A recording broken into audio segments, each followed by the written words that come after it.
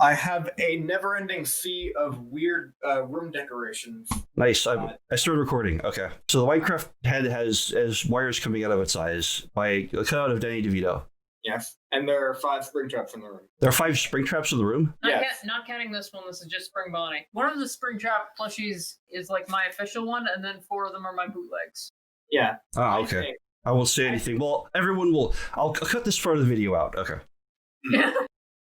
I frankly think we don't even need to do this debate. We can just ask Springtrap if he's the one who killed Charlie. It's well, I usually want to ask my plushies questions. They just stare at me non-committally. I don't think they like me. I think that mine like me, but that also just makes me feel worse when I try to cuddle with them and they end up on the floor. Like, no, you trusted me. It's like when you step on a dog's paw. I'm wondering if I should put my Case for Pink Guy folder out in the middle of all this. I'm Blackfoot Ferret, and I'm here debating with. Can you call yourself?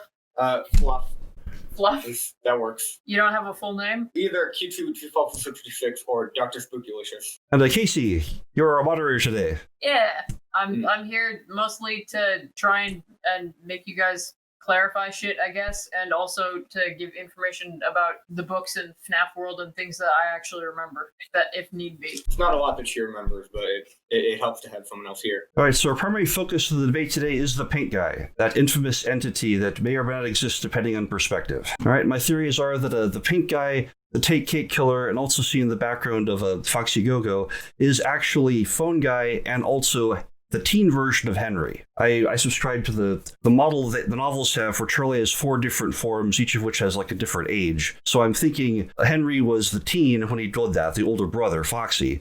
And then when Fredbear's Family Diner opened, he digivolved into adult Henry, aka the man in the Fredbear suit.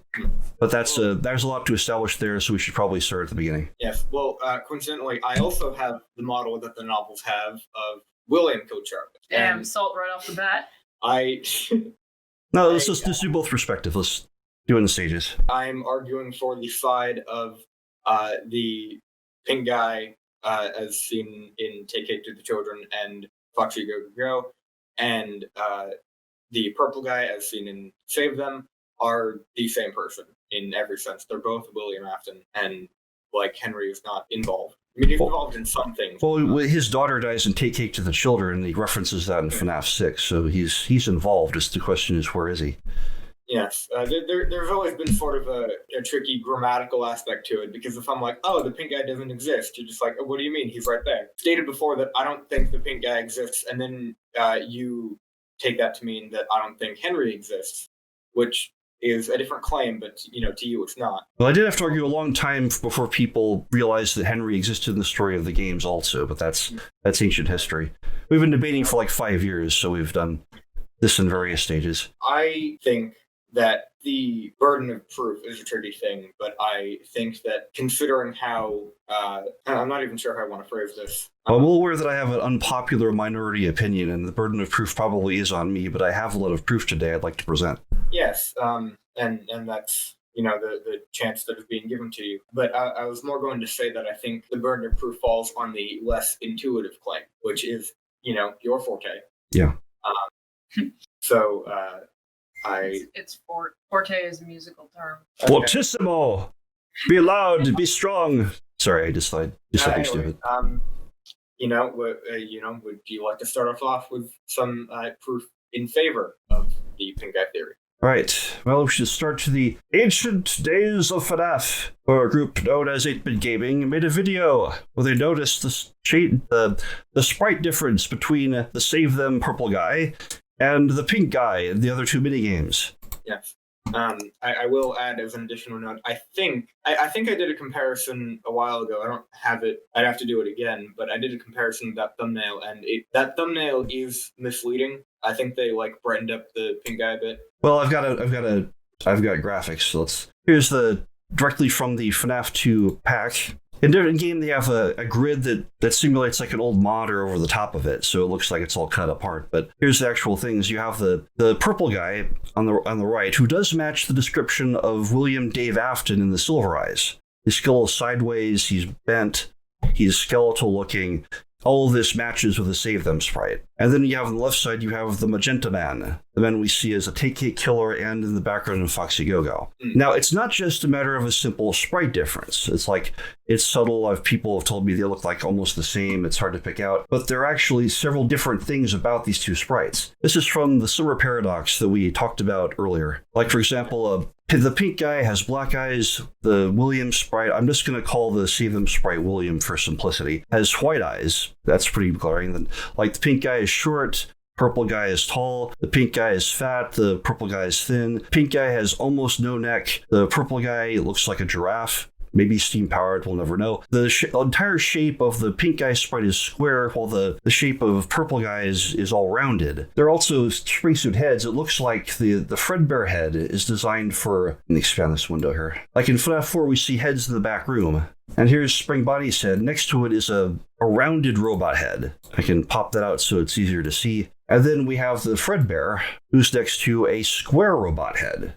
And obviously there's suggestion that Henry always wears Fredbear in the novels, and William always wears Spring Bonnie, and the shape of these robot heads do correspond to those characters. I just want to add as an additional note, is that a head? Because I assumed that was like a body, like the body part of the end of there's a body in there too. I'm just showing the heads for right now, though. Well, I mean, the last one that you showed. Yeah. The black, you said that this was like a square head. That looks more like the torso section to me. Well, it's sitting on the shelf next to the other heads. Can I get a FNAF 4 screenshot? I thought I got screenshots of everything. No, that's a picture of a guy who looks like a hamster. Trying again. Okay, so I'm going to pull this in front of the building. Is this a safe room in FNAF 4? Let me try to download the image. Hold on, I'll try to download this and we can all look at it and be mildly horrified. Mildly horrified. So yeah, this head is on the shelf next to Fredbear, and the round head is on the shelf next to Spring Bonnie's head. I mean, if you do a comparison, there's like an animatronic slumped over in that room, and it does look to be the approximate size of like the torso if you were to like just paste it over that. There's a hand next to that. I don't think this is like organized by anatomy, personally.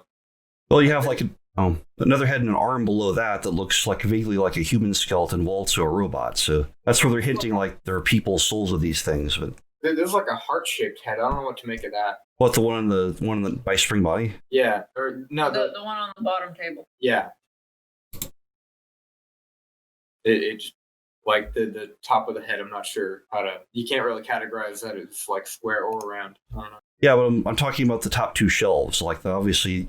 Except that's a head now because it's on the shelf size-wise and the body's below it. There's also another additional note about this room that I don't know is real relevant, but I think this is a good example, something that I'm completely willing to believe was unintentional. If you compare the height, because the bite victim size between all the minigames is consistent, so you can assume that the size of everything is consistent.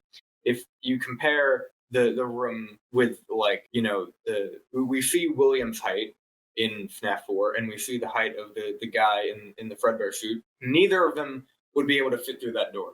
That is a very short door. Well, I mean, you see the top of his head through the door. I do have that image here, real quick. I mean, but like, William would have to crouch to get in there. Well, like you pointed out earlier, the size and the 8-bit minigames are sometimes abstracted. Like in Save Them, the toy animatronics, sort of the smaller ones, are freaking huge. And we play Withered Freddy, who is actually shorter than William, which makes zero sense. So, and like in FNAF 4, we see the toy animatronics, they're tiny. Even though the toy Chica is still missing her beak, which looks like that's actually the real animatronic. So it's like, there could be some symbolism going on there.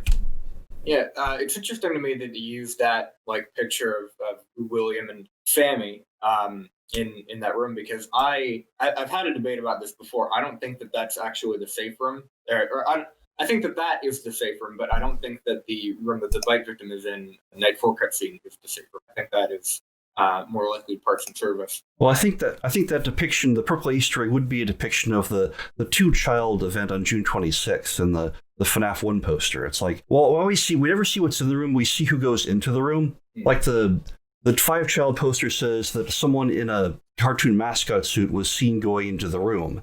And in the 2-child poster, it's like you have a clearly identified suspect that's going in, and they think he used a suit to lure somebody, but they don't know, and they would know if he was actually on the camera feed.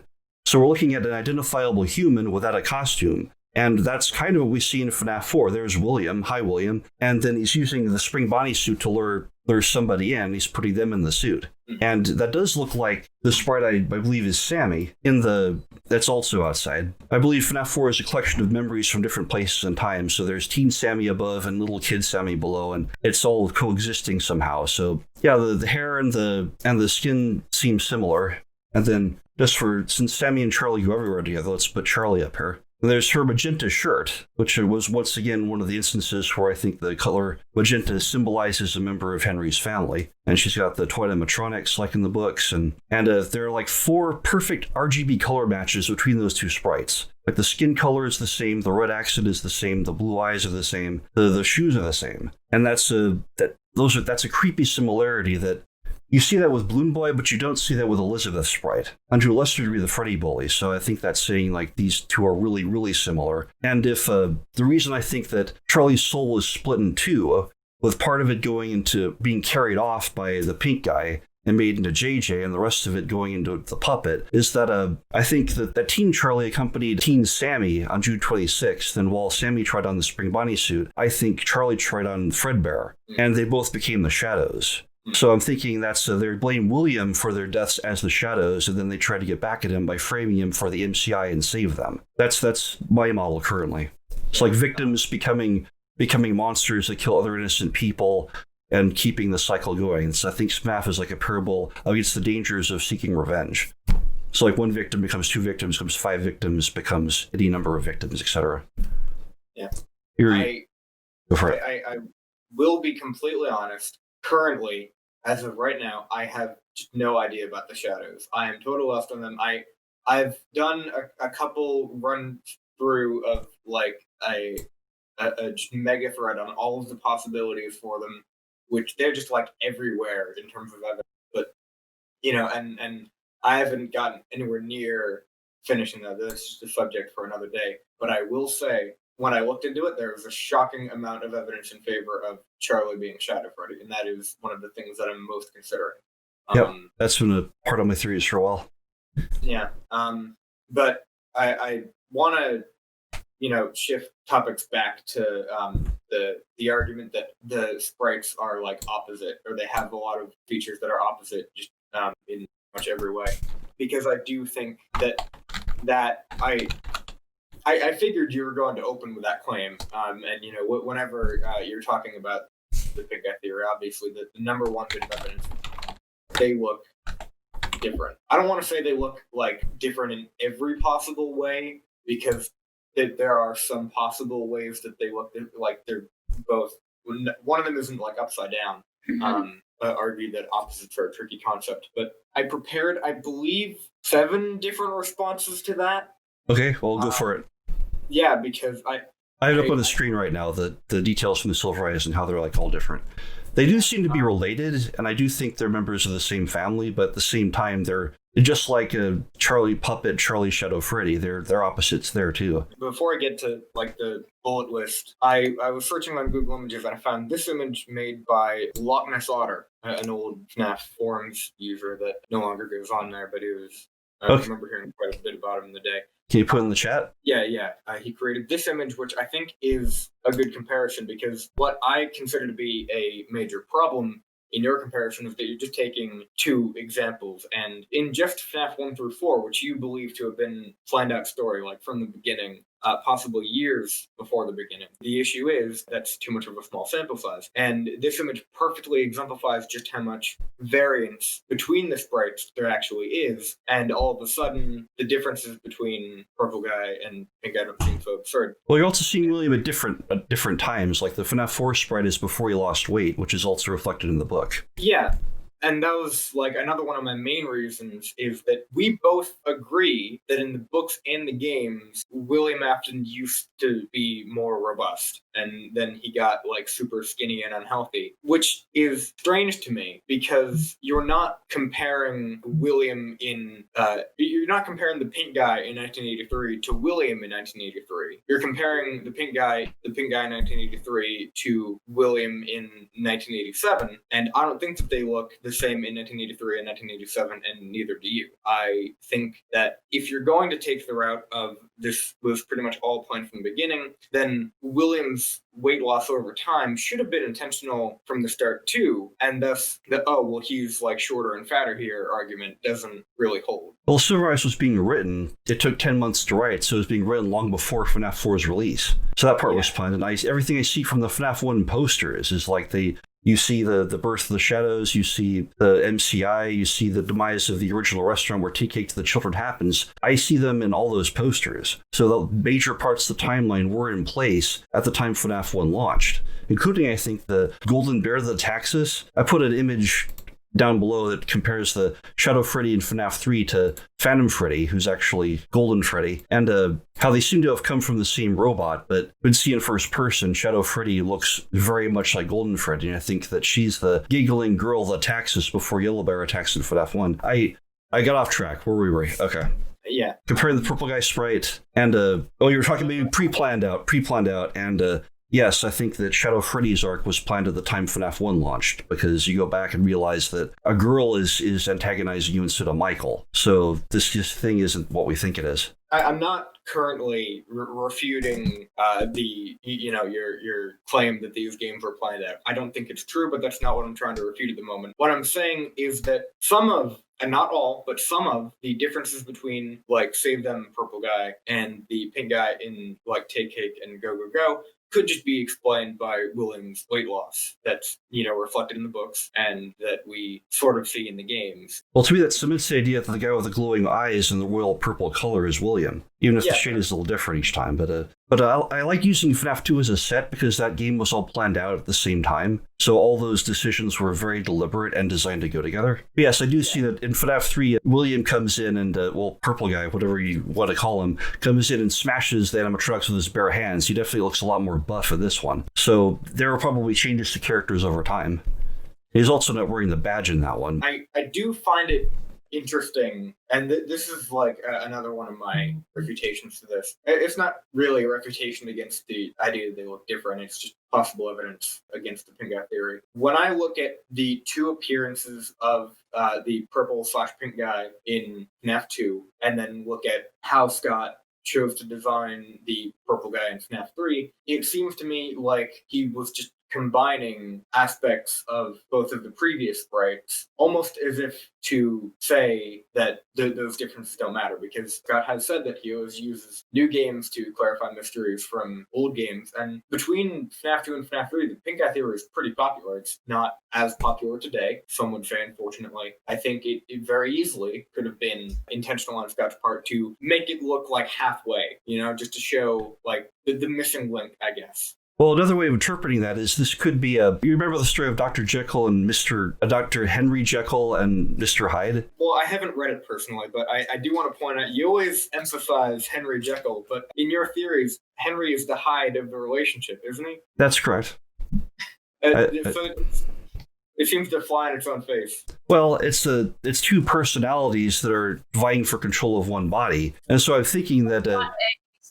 I think what he's saying is like, why, if Henry were a reference to that, why would he not be named Edward? Yeah, it might be flipped from that, but I'm talking about the principle though. Like I'm thinking, he found a way. This is a person who had multiple personalities. He found a way to give them all their own body. So you have to have a reason. Like in the books, Henry and William keep working together even after William kills Henry's daughter. Now that's like brutally hardcore. It's like, why in God's green earth would he still work with this guy and not find a way to casually kill him instead of the 5 kids? It's like, why does Henry trust William? And then later on, you learn that he actually let William build a restaurant of doom beneath his own house, full of all sorts of horrifying things to entice people, and also preserve the twisted animatronics instead of scrapping them for parts like it is for all of his own projects. For some reason, Henry and William are really tight.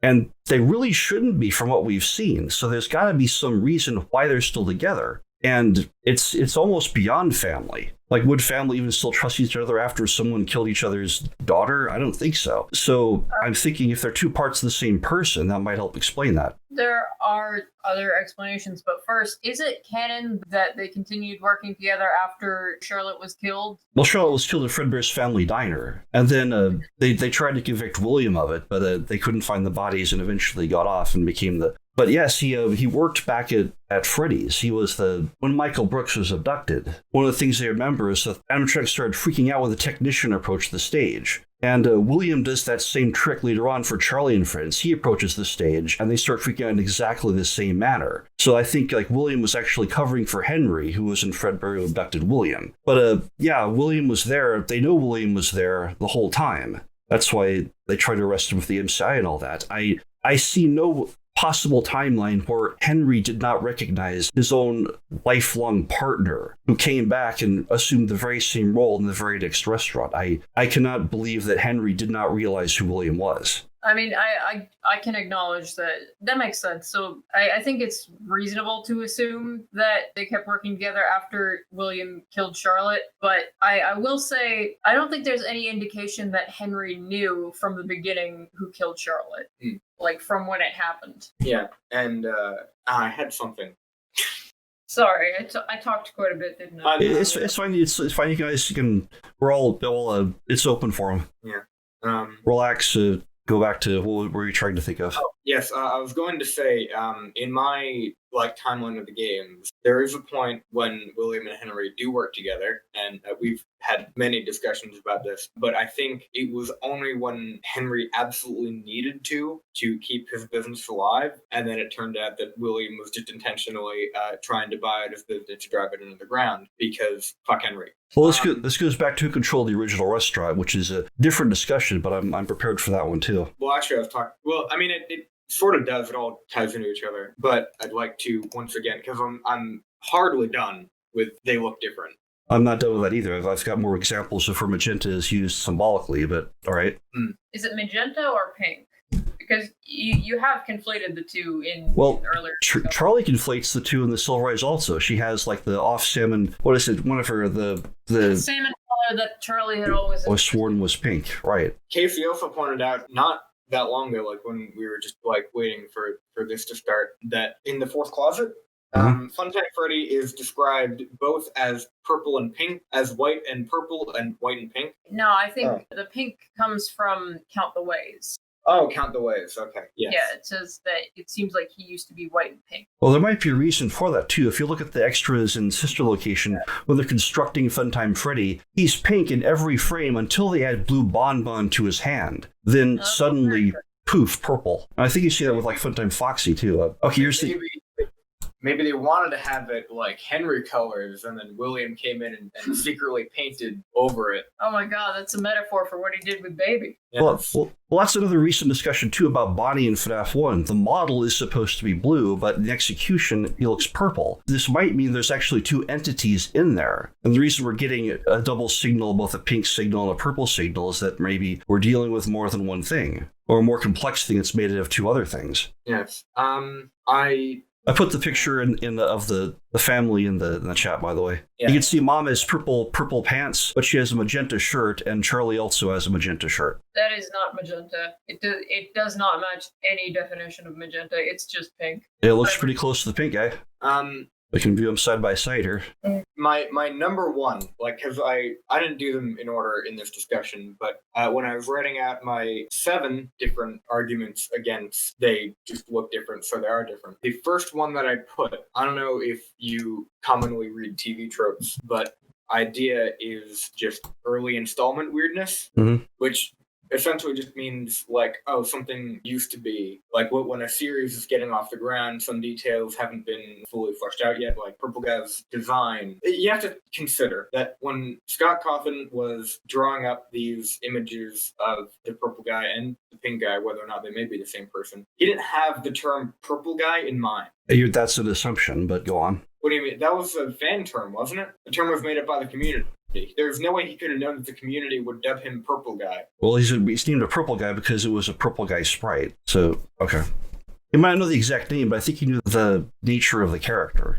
Well, I mean, now he's known for being purple because he's been purple in almost every appearance. But like originally, maybe the pink-purple spectrum was broad enough of a classification that could just be the color range associated with him. But back to early installment weirdness. I say in the document, I don't know how easy this would be to do now. I link a list of, or not, of examples of early installment weirdness in Star Trek media, because I'm not very familiar with Star Trek, but I know you're a big fan of it. Yeah, I've for a long time. I thought that might be like a... I know things can change over time, and definitely TNG and the original series are an example of that.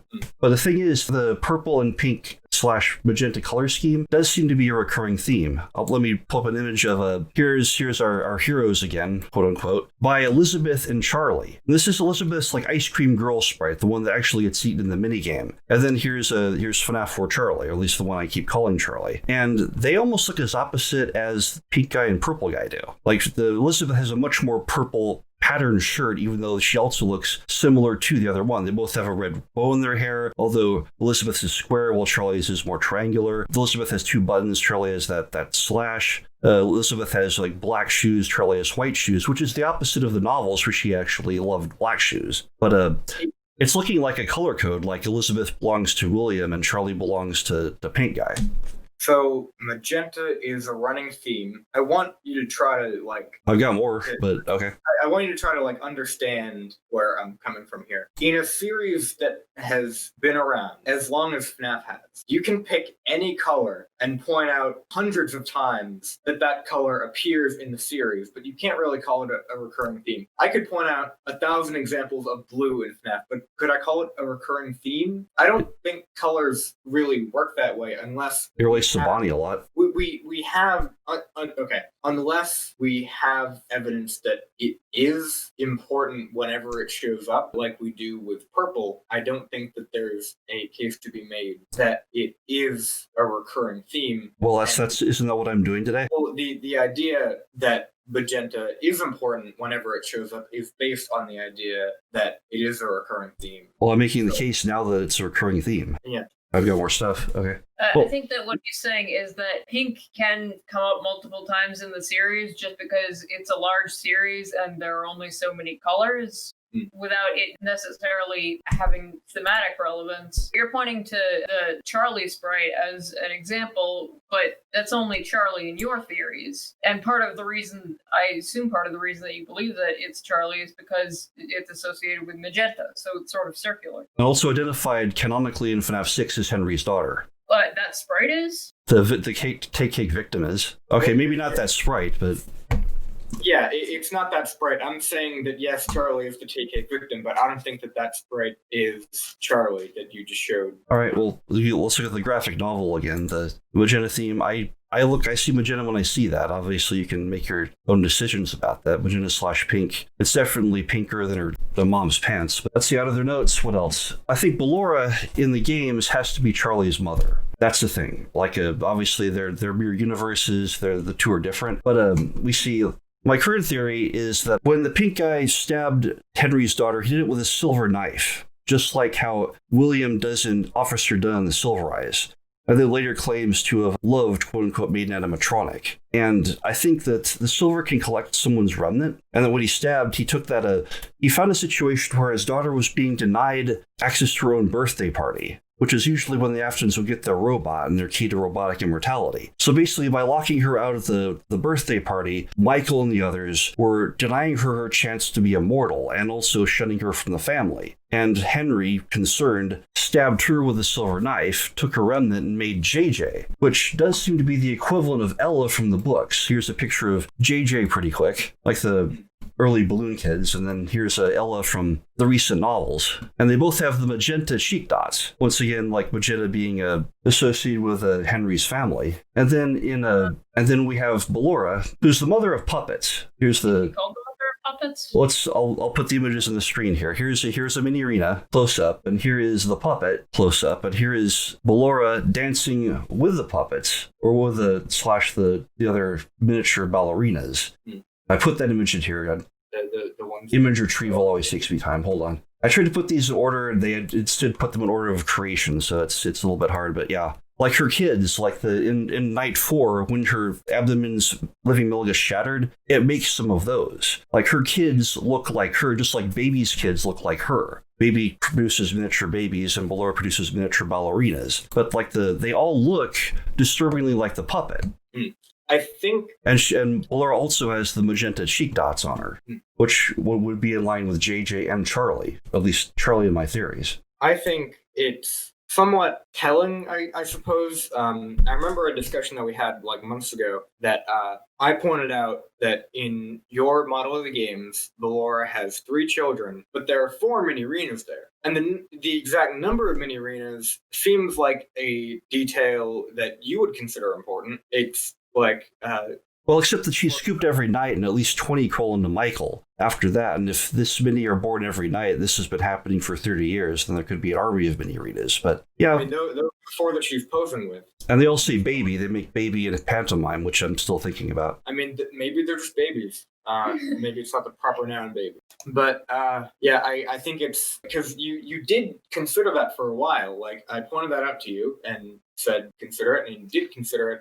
And ultimately came to the conclusion that that is the kind of detail that doesn't seem like it fits anywhere in the lore, and it doesn't seem like it matters that those 4 would be like particularly important. Well, it probably doesn't matter if they're spelling out baby in pantomime, but there's probably a horde of mini arenas, just like a horde of biddy babs at this point. So I don't know if the number is significant. Like every night, they scoop them after they go up to the surface to get a human victim. But yeah, like that's just a perfect example of something that you don't deem important. But if somebody did, they would just accuse you of throwing away details and just like trying to, destroy the lore and destroy the story. All right. Well, do you have a theory of why the number of 4 is important then? No, I'm just saying if someone did, that's what they would accuse you of, and that's what it feels like when you accuse me of that, because I don't think that certain details are important. Transition 2, they look different. Well, I did take umbrage when you tried to say the FNAF 1 posters couldn't be used as evidence. That's like some of the hardest evidence we have in the entire lore. So I admit that we've been onerous in some of our discussions in the past, and part of that has been my fault, and I'm doing what I can to rectify that.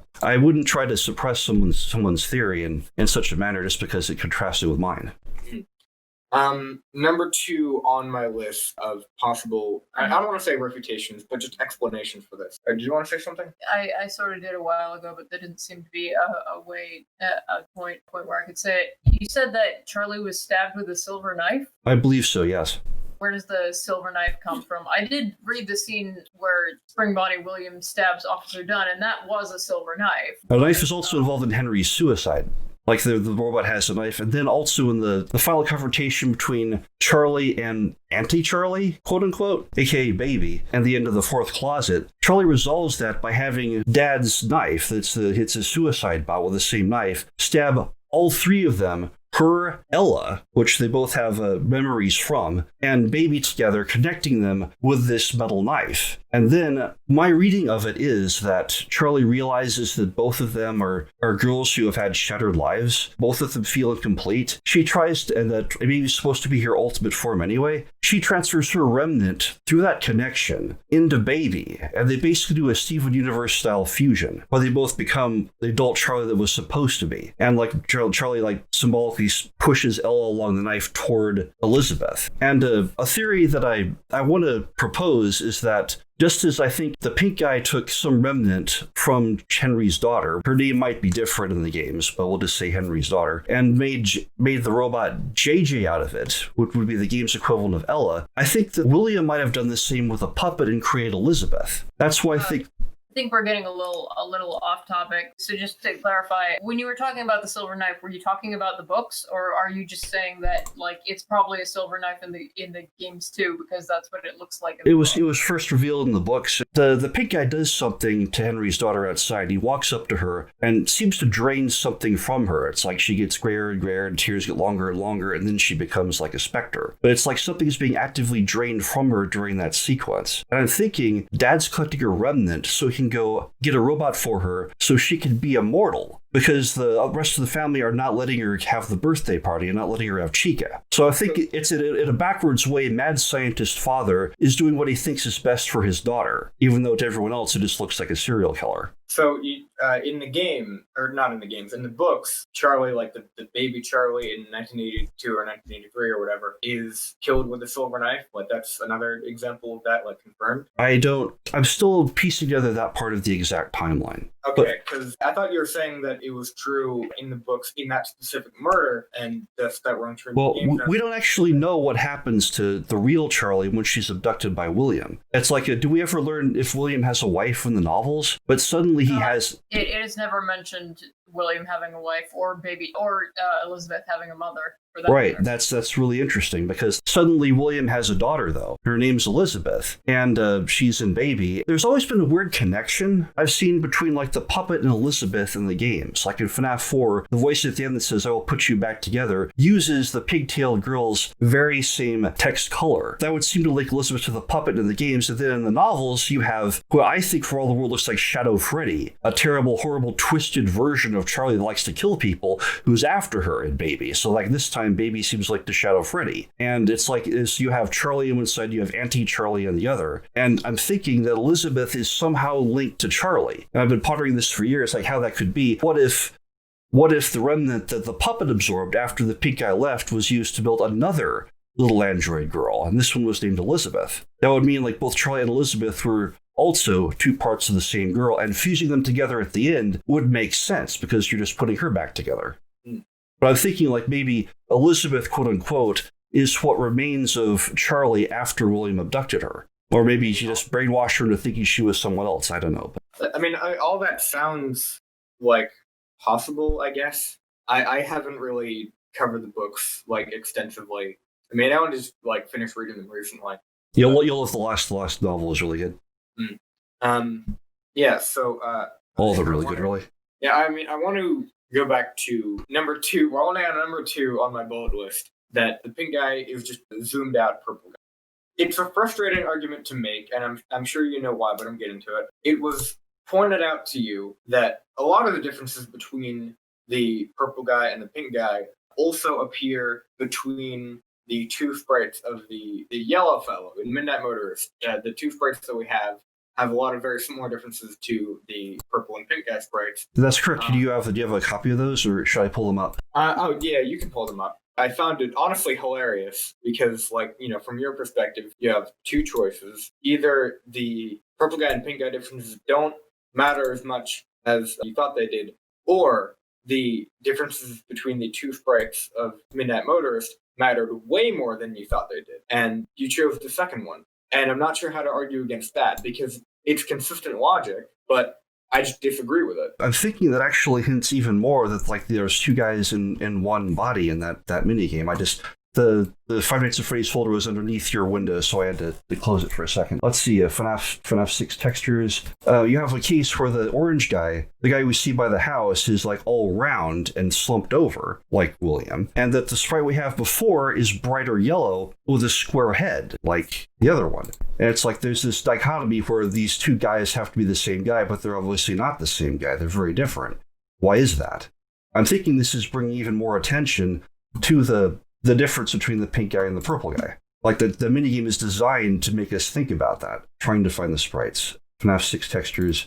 Every time I think things are organized, something always happens. I'm open to the idea that it was an intentional like reference to the whole pink guy debate, but I don't. Here we go, the yellow guy.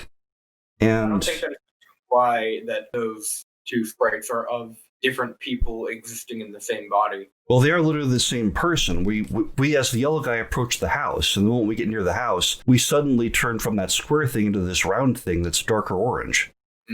It seems like a very deliberate design choice to me.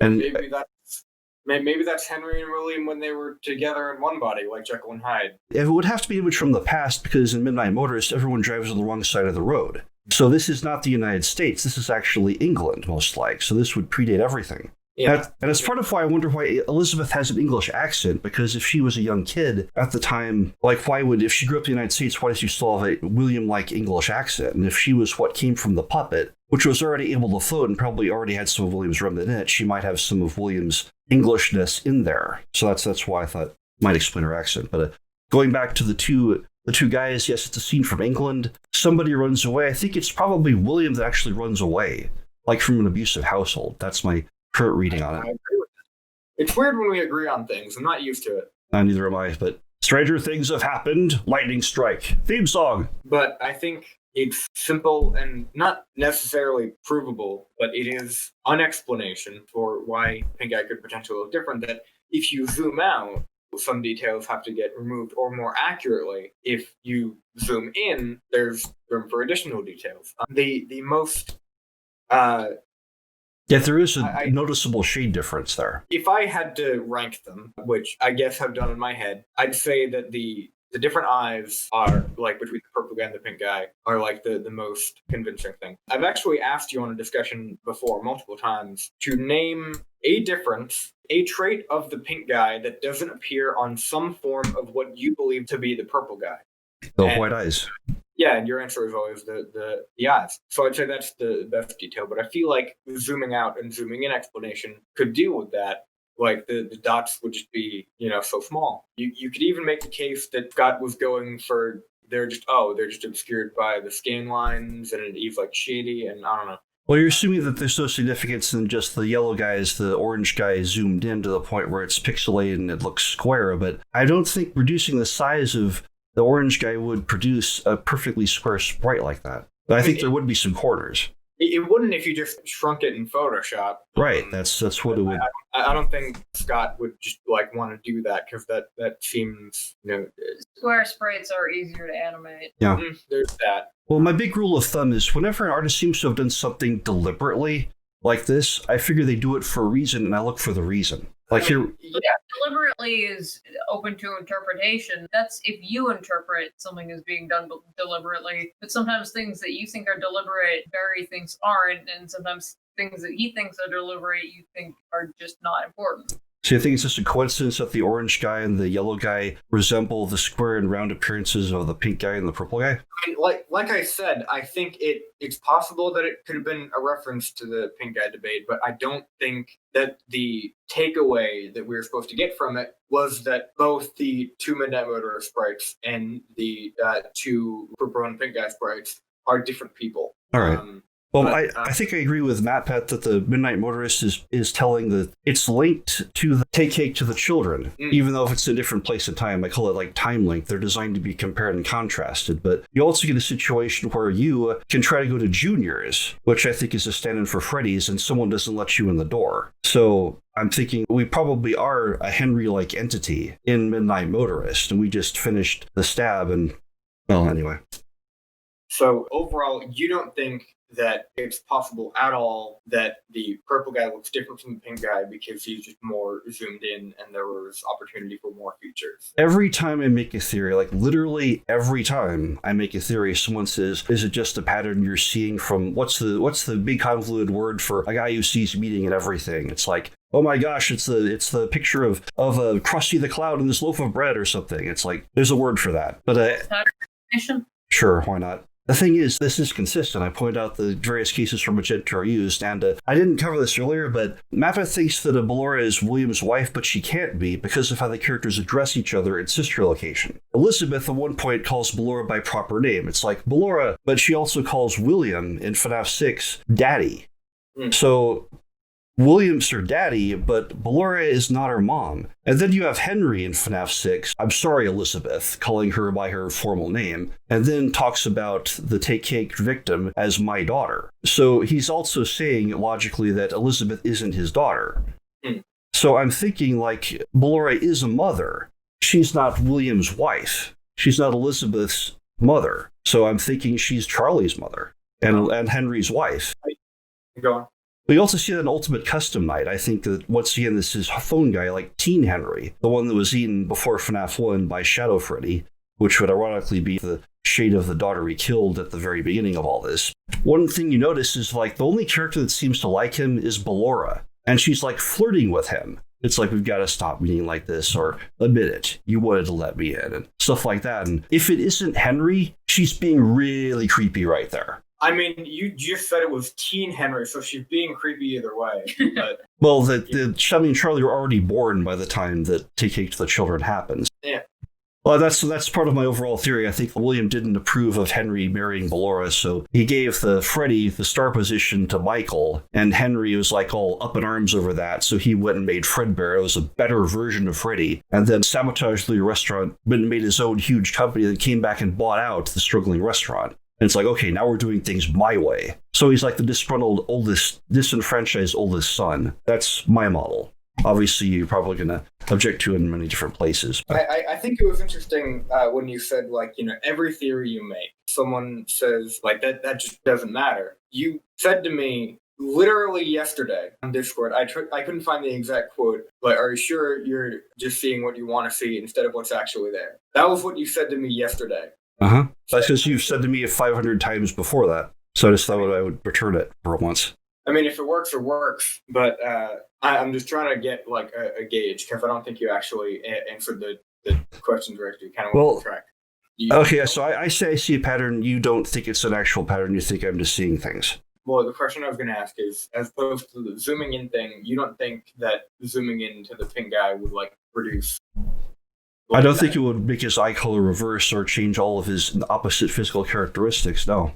It wouldn't turn his Taurus sprite into a round one. Okay, the next one is a small one, but it does explain one of the details. I think it's possible that the pink guy was made pink to better contrast against the purple car that he was standing next to in Take Cake. Because if he was the same shade as the car with those, thick scan lines, you wouldn't be able to see it at all. That's true. It could be his dad's car. That's my current read on it. It could be William's car. I mean, I've always seen comedy in FNAF as like a prominent aspect, and I will say the concept of taking your dad's car to murder your daughter is just hilarious to me. Well, I don't think he entirely planned that. I think he was probably going to it was supposed to be Charlie and Sammy's birthday, but Sammy doesn't like the robot, so I think he ran off. But he probably noticed what was happening, saw Michael and the rest taunting her outside the window, and saw an opportunity to both give his daughter her robotic immortality anyway, even if it wasn't by bonding with classic Chica, and also found a way to punish William and his younger brother Michael at the same time by basically poisoning the original restaurant that then became a struggling restaurant and slowly died off over a few years.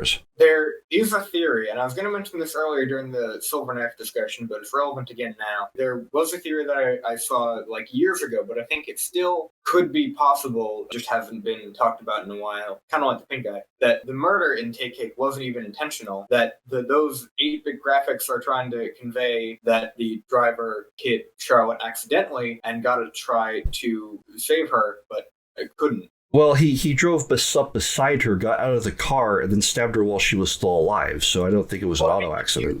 Stabbed, but that's your theory. We literally see that in the original Take Cake to the Children. We see a knife. You don't see a stabbing. I've seen. You don't see her get run over by a car. That's what you were saying. Like, was she an auto victim? She wasn't hit by the car. Well, I mean, it's not very detailed graphics. There's not a knife. If you were to take things literally, pink guy is just standing there for 10 seconds and then he drives off. It's a deathly stare. During which something is constantly drained from Henry's daughter. Yeah, if looks could kill. All right, well, I don't think she was an auto accident victim, but I agree that the knife isn't shown explicitly. I'm theorizing that the knife was used, like it was in the novels. But as for specifically the color, a lot of these admittedly only cover one or two of the differences because there are a lot of them. But as for the color, do you think it's possible that it was specifically to contrast against the purple car? I suppose that's a possibility, but I think there's also could be meaning there at the same time. That's really just like what I'm going for.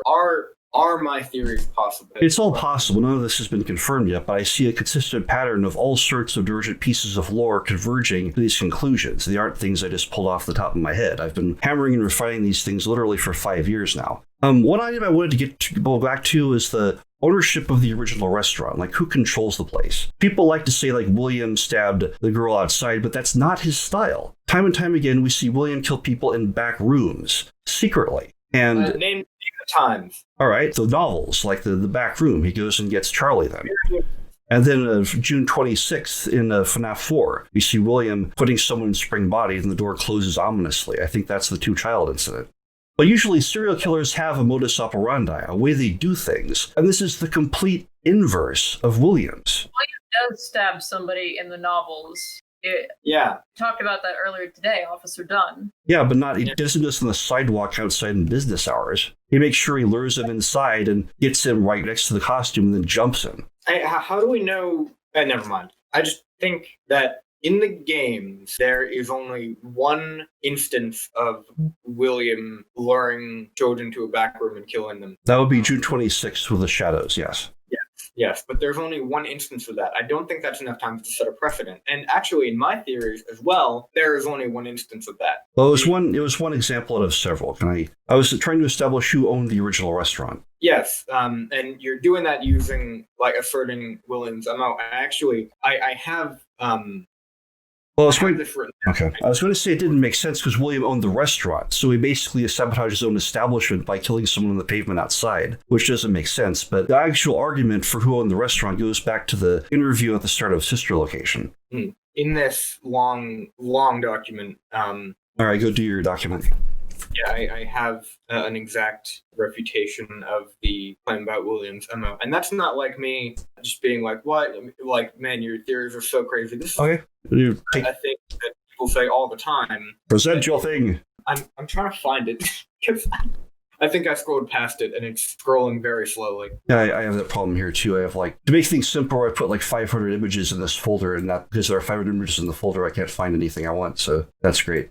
I will just read this. The opposite of a purple guy murder. In order to define that, we need to know what a purple guy murder is. What you're referring to is the notion that William Afton's style of killing, his killer signature, is luring children to the back room, most likely the safe room, of Freddy's and killing them off camera, possibly with an element of stuffing. It's a popular idea, but I must say I'm not entirely convinced. The earliest and widest spread of this idea was Game Theory's FNAF 3 video. You know why Purple Guy's signature was brought up in the first place? And then I have a quote directly from MatPat. Additionally, notice that Purple Guy's murder takes place outside the building. This is the only time we see him murder someone outside the walls of the Fazbear building, which implies that this is likely his first victim. Serial killers often have what's known as a signature, a way of killing that's unique to him and him alone. For Purple Guy, his signature is dressing up in an animatronic costume, then luring children to the back of the pizzeria and killing them there. But this murder occurs before he developed this particular style, implying that it's the first. So this is an exception to the rule, is what he's saying. Yes, end quote. Please try to hear me out on this. I believe this Game Theory episode is the main reason this idea is so commonly held today, but I believe MatPat's logic was faulty. Purple or pink, whatever guy, is killing a child outside of a restaurant can either be looked at as an important detail because of Purple Guy's supposed signature, or it can be evidence against the idea that he has this signature at all. According to this game theory, there are 3 confirmed murders that Purple Guy commits: Take Cake, Go Go Go, the MCI, and Save Them. During only one of these does he dress in an animatronic costume and lure children to the back of the pizzeria, so the conclusion that this one murder sets a pattern that Take Cake to the children breaks is just flawed logic. We're assuming all 3 is the same person, but go on. Yeah, these flaws get amplified when you look at AFH. Hey, that's where you come in. If your theories are to be believed, William Afton only committed one murder in the series, the 2-child event of June 26th. The lure them to the safe room strategy was used in the MCI, but it was Shadow Freddy, the ghost of Henry's daughter, committing the atrocity, not William. That's correct. So basically, in your theories, 2 characters have equal claim to the signature style of killing because neither of them in FNAF's original story committed a murder like this more than once. As a side note, yes, one of Help Wanted's endings shows Bug Bunny leading a 7-year-old to the back room and stuffing him into Freddy, but the idea of William lures kids to the back room specifically had been around for 4 years and is yet another case of fanon becoming canon, just like the names of Golden Freddy, Phone Guy, and as I mentioned earlier, Purple Guy's Save Them traits becoming more associated with him than his Take Cake traits.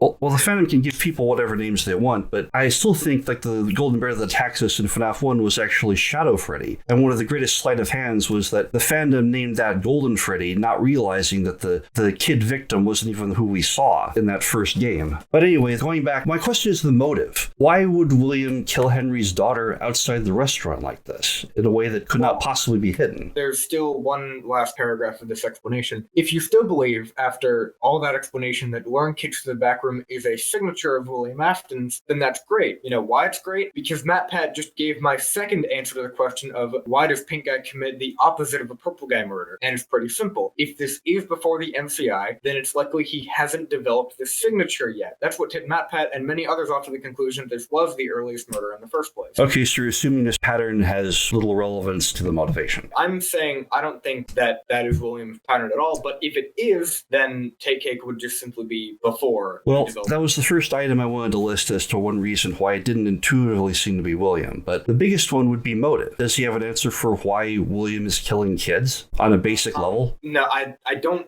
And why did the kids lock Charlie out of the restaurant in the first place? I don't think very many people had answers to those questions back then. Well, I think it's even more insane because I think William was actually the one in control of the restaurant at the time Take Cake to the Children happened. And here's why I think that. The struggling restaurant poster says that there was a restaurant that existed for years after one bad incident happened. I'm going to try to pull it up here. That's the wrong one. This was before a time that the restaurant was associated with any other company. Fazbear Entertainment is the one paying the bills from like whenever Freddy's opens onward. Phone Guy has a call where he notices something happens at the sister location that's open at the time, which would be Fredbear's. This place opened in 1983. We got that in Help Wanted. We have the Fazbear coins. The Phone Guy was there pitching things for Fazbear Entertainment in 1983, and I'm pretty sure that Fazbear Entertainment was also involved in Fredbear's Family Diner, where we would have Henry and William on stage together. Henry is the CEO of Fazbear Entertainment. We established that in FNAF 6. He says it gets disbanded at the end after the restaurant burns down, and he's also got blueprints of Lefty that, he made just for this occasion that do have the Fazbear Entertainment logo on it. Meanwhile, William Afton is the head of Afton Robotics. The Scooper diagram is from Afton Robotics, and also the illusion discs from the novels also have like the Afton Robotics logo on them. Whenever Henry and William are working together, it is a cooperation between two companies that together they form Fear. Fazbear Entertainment, Afton Robotics. Fear. So it's like oh no, we get call sign and all that. The thing was, if Afton Robotics and Fazbear Entertainment working together as early as Fredbear's, which I have established in 1982, where the heck is this struggling restaurant? Because all through this foreseeable future, all the way up to like FNAF 6, you have the two companies are there and they're working together. And there is no window between 1982 and like the end of the timeline where you don't have this partnership. So the struggling restaurant would have to be before Fredbear's Family Diner. This is why I keep calling it the original restaurant. I don't know what it's named anymore. I've for the longest time said it was a Freddy's. It could be like Freddy's Family Diner or something, who knows. But they have a long struggle to stay awake, and obviously they don't have very much money. They're getting desperate. They can't find a buyer, even though they're looking for one. So they're finally going to have to close the restaurant. And then you get the start of Sister Location. Well, you have the circumstances of Circus Baby's Pizza World. All of a sudden, it's thrown with huge fanfare. They have glitter. They spare no expense to open this place as a gala moment. And obviously they have a lot of capital to do this, which, what?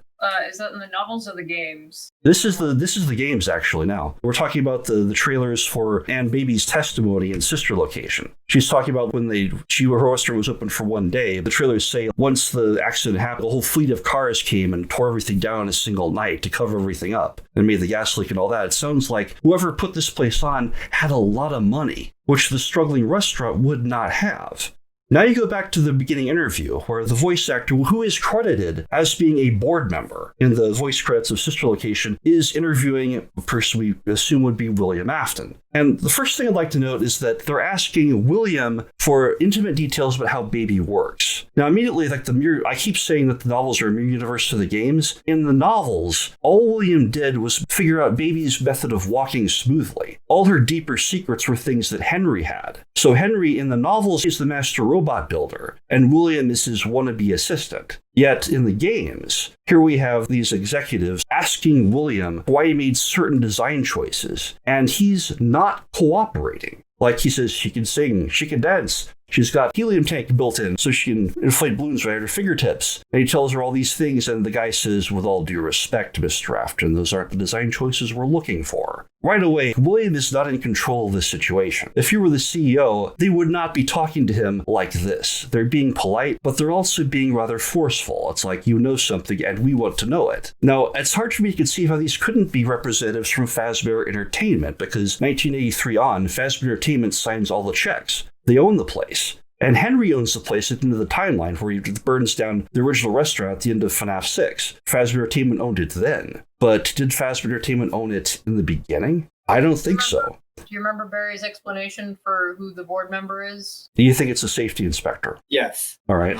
Another assumption, but... I mean, is it not a possibility? Because you say that Fazbear Entertainment employee is the only possibility. I'm not done presenting everything. We know that William built Baby in the games. Elizabeth says, "You made Baby just for me," and she's really ticked off when he lets every other child in the world see Baby except for her. Now, my point is, at some point along the timeline, there was a massive change in plans. Baby was always supposed to be Elizabeth's alter ego, just like all the other kids have their own robot. This was her guardian, Horcrux, whatever. Baby was designed only for Elizabeth. But now, for some mysterious reason, when the place opens with this huge infusion of capital, and William forbids Elizabeth from seeing Baby. Now, why the hell would he do that unless he knew it would be a bad idea? And I also want to look at the design plans for Baby. William says she has a helium tank, so she can inflate balloons. But you don't see the helium tank in Baby's FNAF sister location diagram, even though the air hose is still there. So I'm thinking somebody redesigned Baby, gave her a completely different purpose, somewhere between when that interview happened and when Circus Baby's Pizza World was launched. And then we have the whole tragedy where Baby is actually a death machine who just by chance devours Elizabeth and all that. But I do not think in a million years that William, who did love Elizabeth in the games, even if he did not in the novels, he did not build Baby as a machine to kill Elizabeth. He wanted to protect her from the redesigned Baby by forbidding her from going to see Baby when the restaurant opened. He knew something, but he didn't have the power to prevent it from happening. So William isn't in control at this point. He's the master robot builder, but someone else is pulling the strings and paying all the bills. And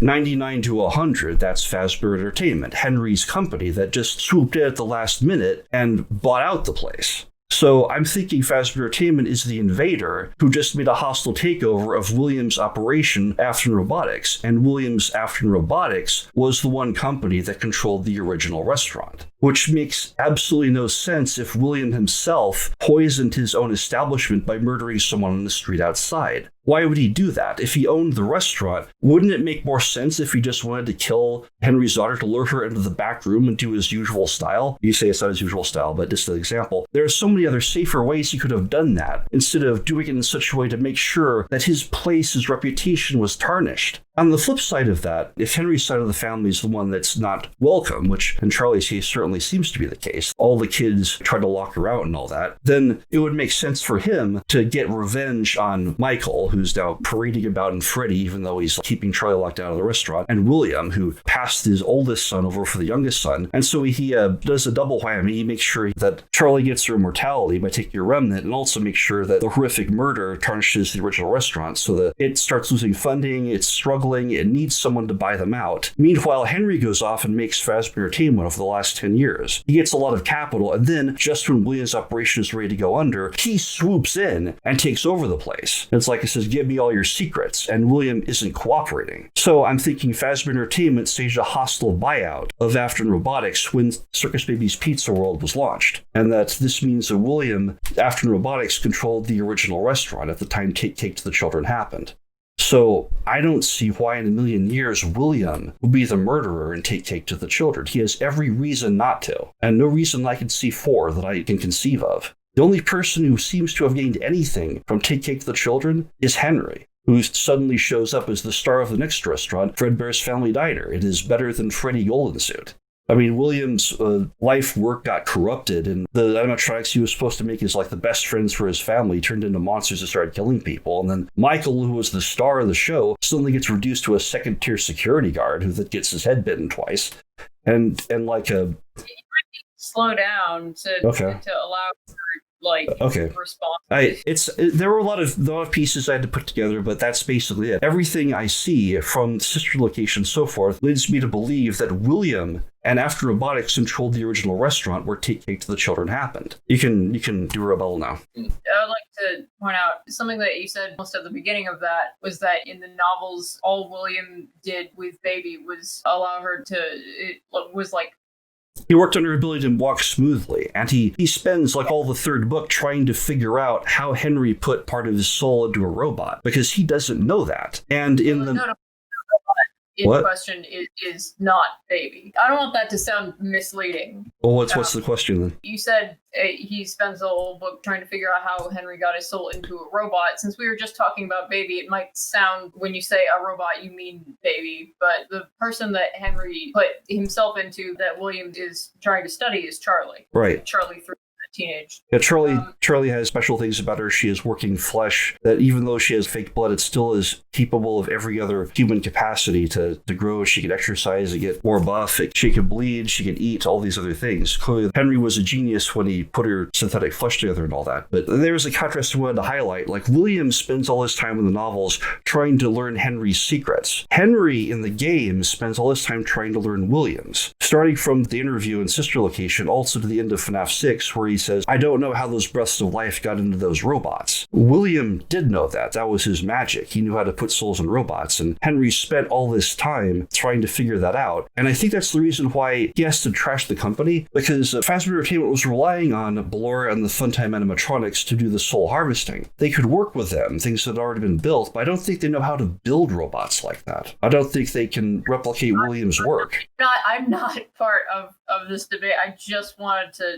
point out an inaccuracy with what you said about it. Is true that William says my only real accomplishment was making something that could walk, but in Henry's suicide note, when he's talking about the fourth closet and urging Jen to keep it shut, he says, quote, my old faithful partner, who I can only hope now is in a grave of his own, took what I had begun and made something of his own, something dreadful. He crafted my beloved work into something of his own and endowed it with who knows what kind of evil. I was able to stop him and seal away what he made, and you, Jenny, must ensure that the seal remains. Yes, that's exactly what I'm talking about, but as a mirror universe to what's happening in the games. Sorry, you're cutting out a little bit. William did something else with Baby. He didn't just, make it so that she could walk gracefully and all that. He modified her to be a monster. Yes, that's something that Henry did. In the novels, William modified Baby, which had been made by Henry, whereas in the games, I'm saying that it's a mirror universe where Henry modified something that had been made by William. Barry? Well, I hadn't considered that the mirror universe is part of why you believe that Henry is behind the modifications of Baby. As I've stated many times, you can look at it like a mirror universe, but I don't think that you can make any decisions about what is true in the games just because that would be the opposite of the books if it happened. But I have a feeling that it's going to be hard to convince you of my interpretation. Scott did say that both the books and the games were canon, even though they didn't fit together like two puzzle pieces. A mirror universe would explain that. The books and the games are designed to be compared and contrasted, but they do have different stories because so many details have been flipped. Do you agree with me that in the games, William is the master robot builder and Henry's trying to learn his secrets, whereas in the novels, Henry is the master robot builder and William's trying to learn his secrets? I would have to say no.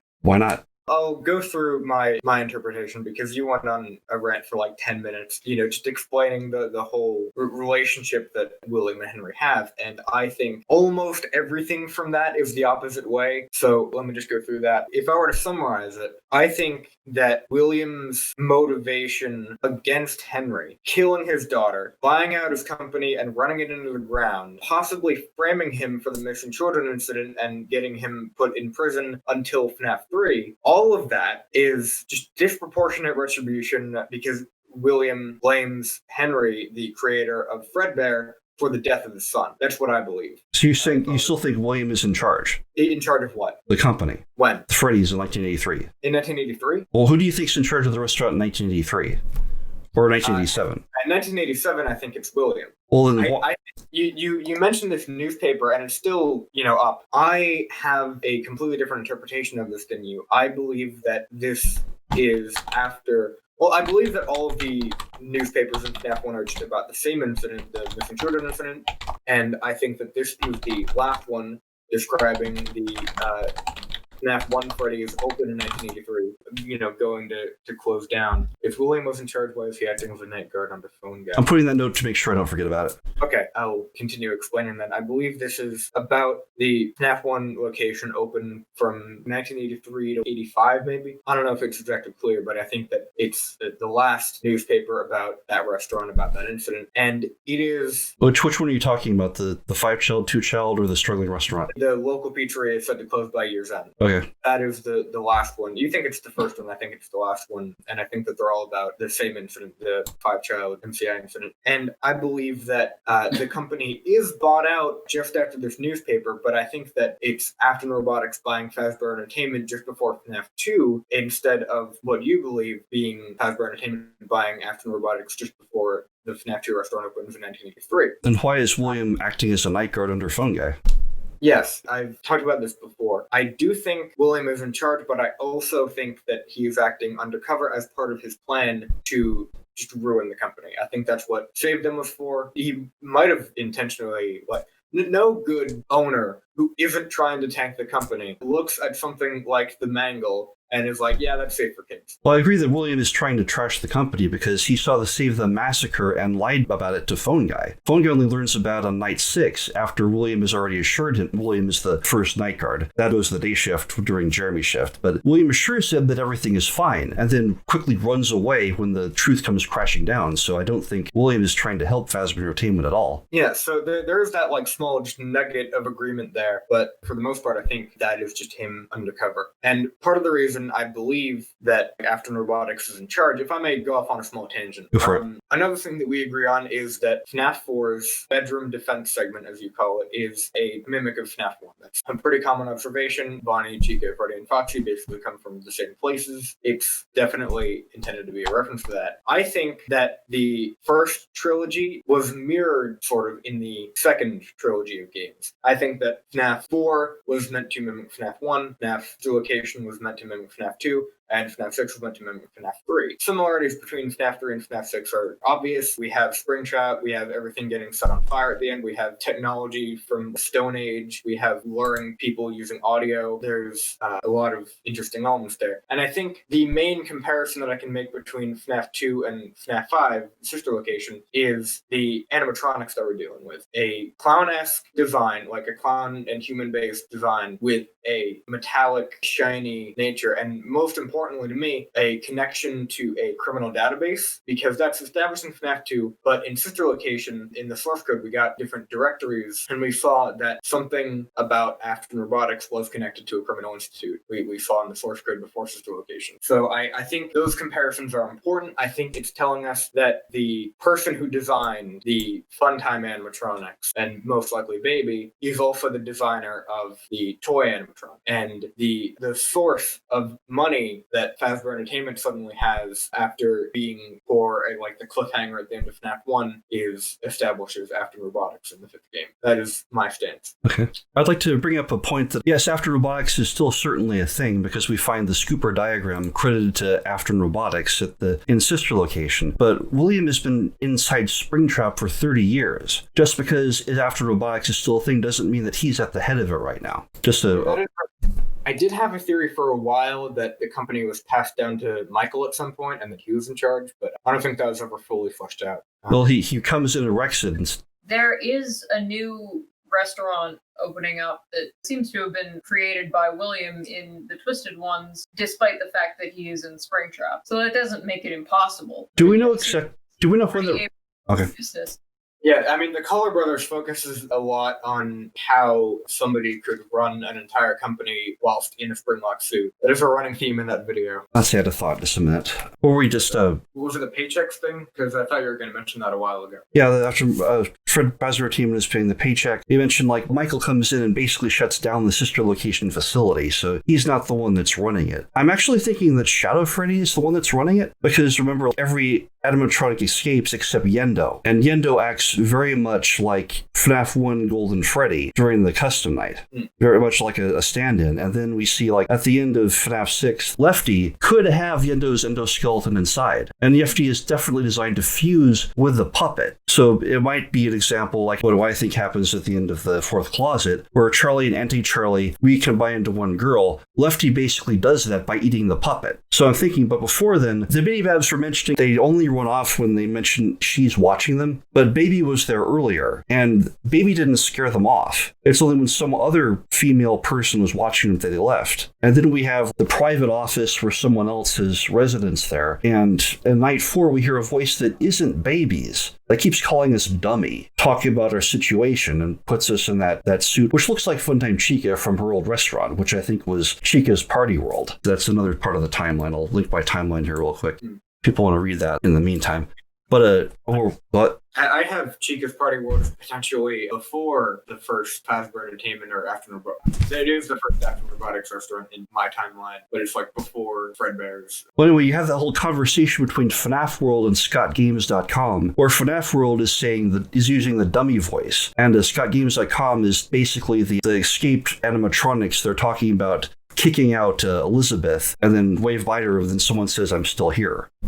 And my theory is, like, I am still here is like that's Shadow Freddy, the one that says, like, it's me in FNAF 1, but that's my take on it. So I'm thinking another Afton was in charge, not William. So all these Afterbox has made absolutely dreadful things like the scooper that's designed to take living metal out of a robot and make sure it doesn't escape by keeping it warm, so it can't move and things like that. So someone is at the helm, but I don't think that's William, and all the evil keeps getting piled on William, and I don't think he deserves all of it. Do you know who I think is at the helm of the sister location facility while William is, like, sending Michael down there? I don't. I've mentioned this to you before. I definitely think it's sillier than your theory, but, like, however you may take that. I think Hand Unit is a wolf in sheep's clothing. I think that William created a device. He wanted the best for his daughter in the tragic situation that she was in, because the whole point of the origin story of Baby, from William's perspective, is that he was trying to do something nice for the people that he loved, but mad science got in the way, and he ended up just hurting that loved person way more. And I think a similar thing could have happened again, but more recently to Sister Location. I think he created an AI that would just automatically run the facility and take care of these robots, but it was just uncaring, and it treated the robots just horribly. So like a rogue AI? Yes, essentially. It just had no sense of feelings, and I think that, and it was just running this facility automatically when William wasn't there, and I think that could very easily be Hand Unit, because we already sort of get the impression just from Hand Unit that whoever made this whole thing already created an AI to automatically manage employee schedules and tell them exactly what to do. So the theory sort of already half confirmed. I just think that Hand Unit is the force that Baby and the gang are trying to escape, that keeps putting them through this endless cycle of torment. And part of the reason I think that is because multiple times throughout the game, we see not only do Hand Unit and Baby/Ennard give conflicting advice, but we repeatedly see animatronics turning off Hand Unit and messing with it, disabling it. And I think that the sister location animatronics, the Fun Times, and Hand Unit are opposing forces. I would agree they're opposing forces. I don't know that Hand Unit's in control, but it's an interesting idea. Like, after Henry says that he's a Scrat Fazbear Entertainment, somehow it's still around in Help Wanted, and Hand Unit is there as the announcer. So that's curious. Yeah.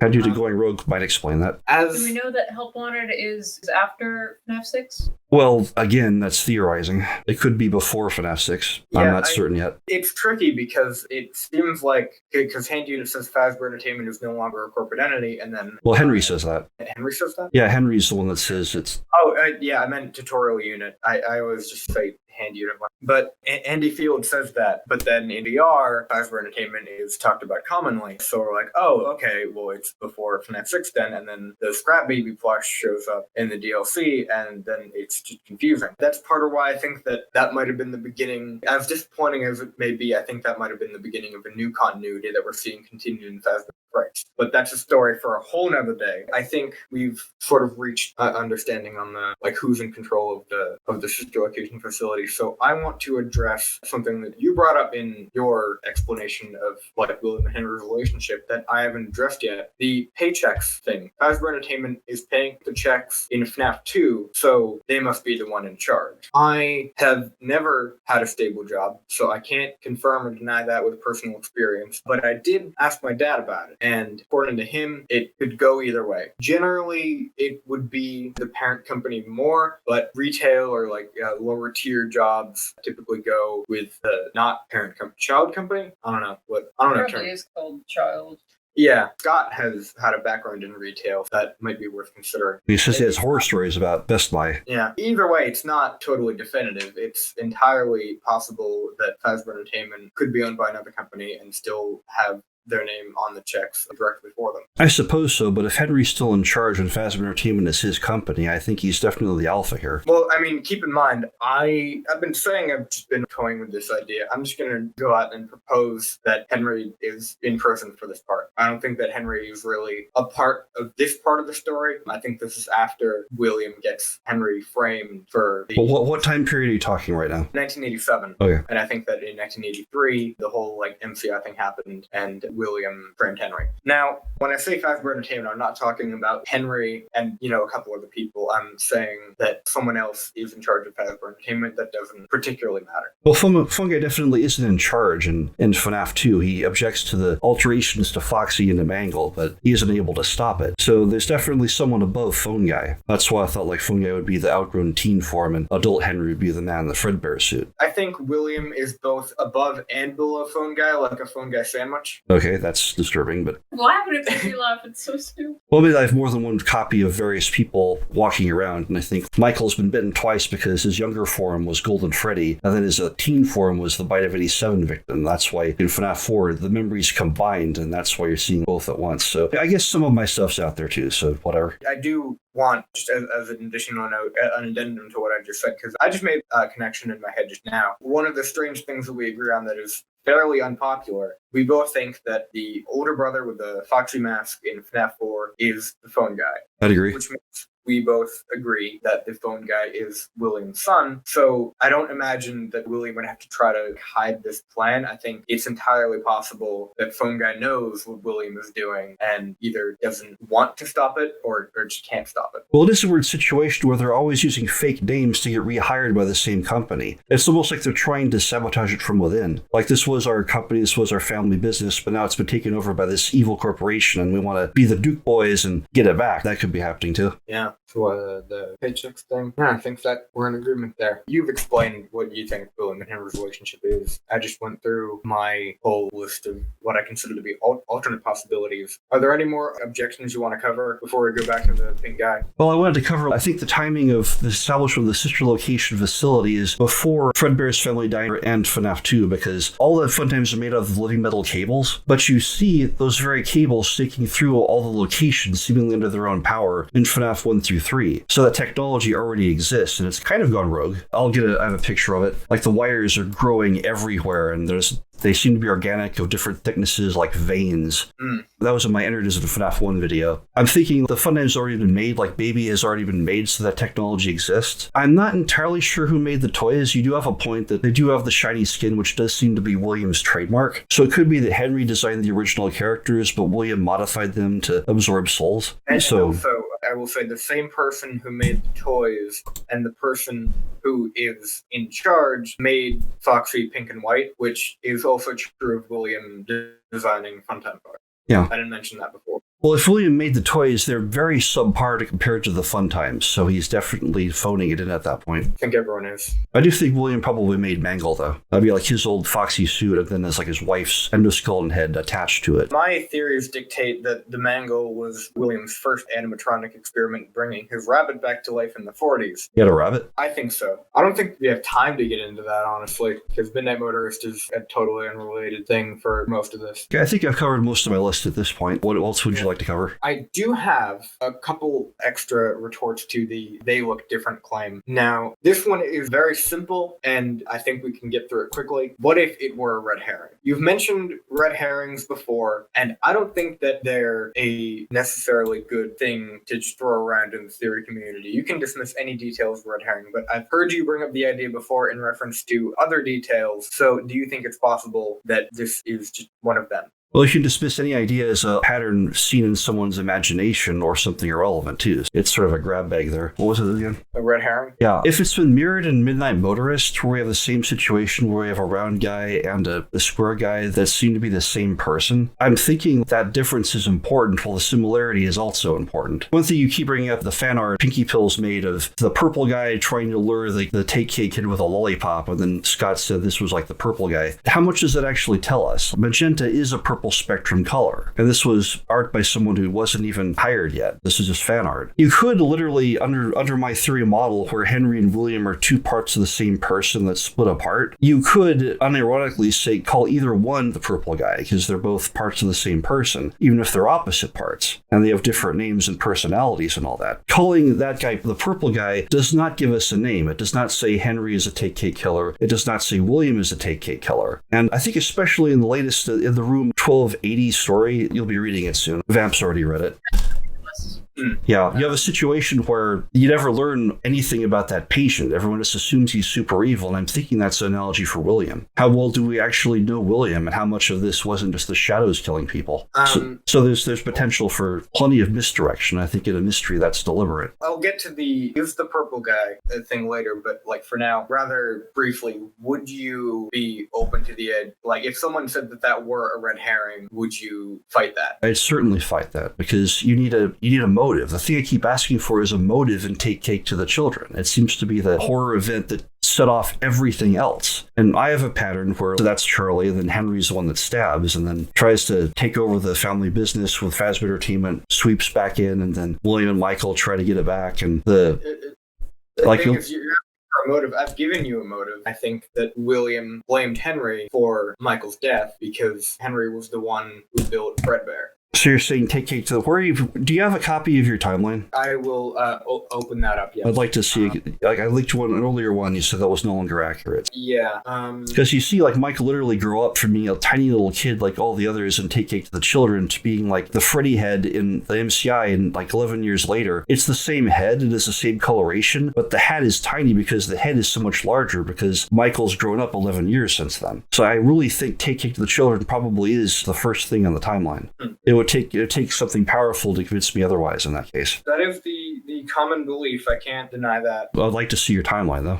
Yeah, I'm screenshotting it now. I gotta do it on mobile because I posted it on Discord and I'm looking at it on Discord, but, you know, I have this porting the screen here. So I'm not even sure that this will be, like, any... Oh, no, I just posted that in the server. God damn it. I'm the worst. You're not the worst, I'm the worst. It's not a competition, man.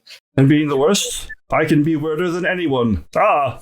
Yes, I took this Gandalf voice at work because there's another Robert, you see, and with two Roberts, you say, hello, Robert, and we both look, and it's confusing. So I act like a frazzled old wizard, and everyone calls me Gandalf now, and that's all messed up. But I love it. So, yes, I'm extremely strange. Oh, thank you.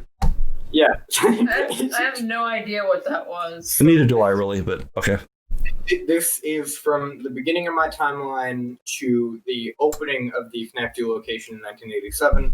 That is what it covers. Most of this still applies today, just in terms of when I think the MCI and Take Cake and Go Go Go and the Bite Victim's death, just everything like that is. I hold the not very common belief that the MCI happens before Charlotte's death. And I think that William initially stuffed the children, and then the puppet in Give Gifts wasn't literally stuffing the children, but the heads shown in that game represent the same things that the masks in Happiest Day represent, just like conscience or sentience or however you want to interpret it. I think a big thing we disagree on our timelines is the relevance in FNAF 2 of like what the oldest restaurant is. Now, in my model, the tape 1 is replayed from 1983. Can we agree that with the Fazbear coin of 1983 and Phone Guy talking in FNAF 3 about a time when a sister location was open, which wasn't the case in 1987, that the place has been open twice and that the first time was in 1983? But you're asking if we agree that FNAF 2 was opened twice, and the first time was 1983. Yeah.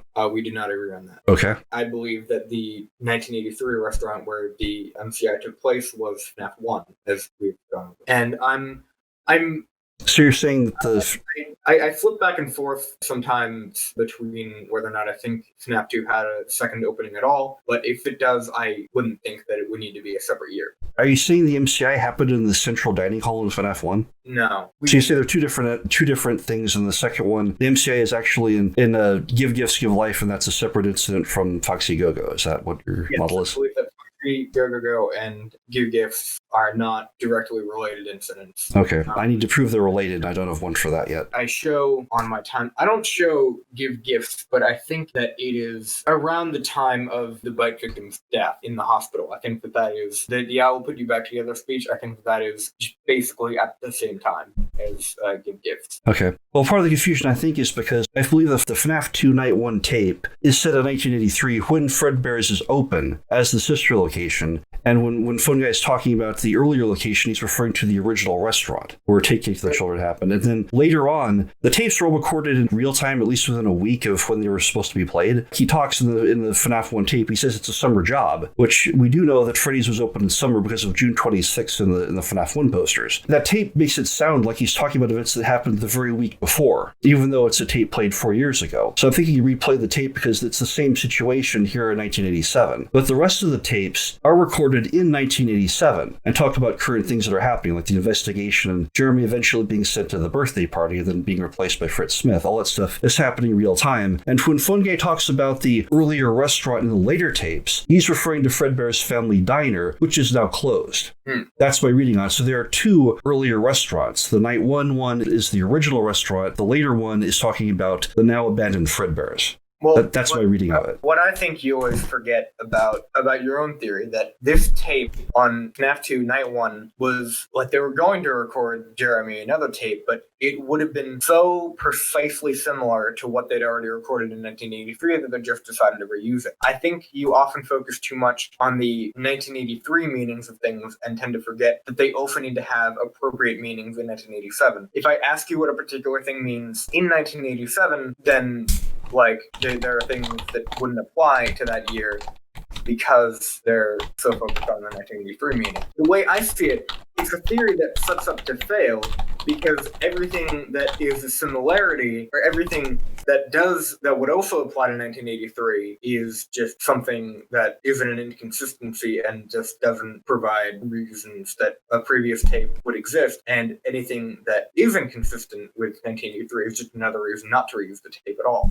I think it can prove that Michael was indeed employed in 1983, though. He's the second guard to work at the facility, and in Night 7, now we know this place has been open twice because it was open in 1983, the sister location was open then, and now we're in 1987, and Fredbear's is now closed. There is no sister location, and the end of FNAF 2 says, even though it's open only a few short weeks, it's closing now, and if it's open in June and November, there's much more than a few short weeks between those two dates. There had to have been a time jump at some point. In which case, Pirates Cove would have been upgraded or downgraded, depending on how you look at it, into Kids Cove. So I'm definitely thinking there are two different openings. That tape is the first opening. The tape also warns Jeremy, who I think is Michael Afton, that this new building has no doors to close, which implies to me that he did work before in a place that did.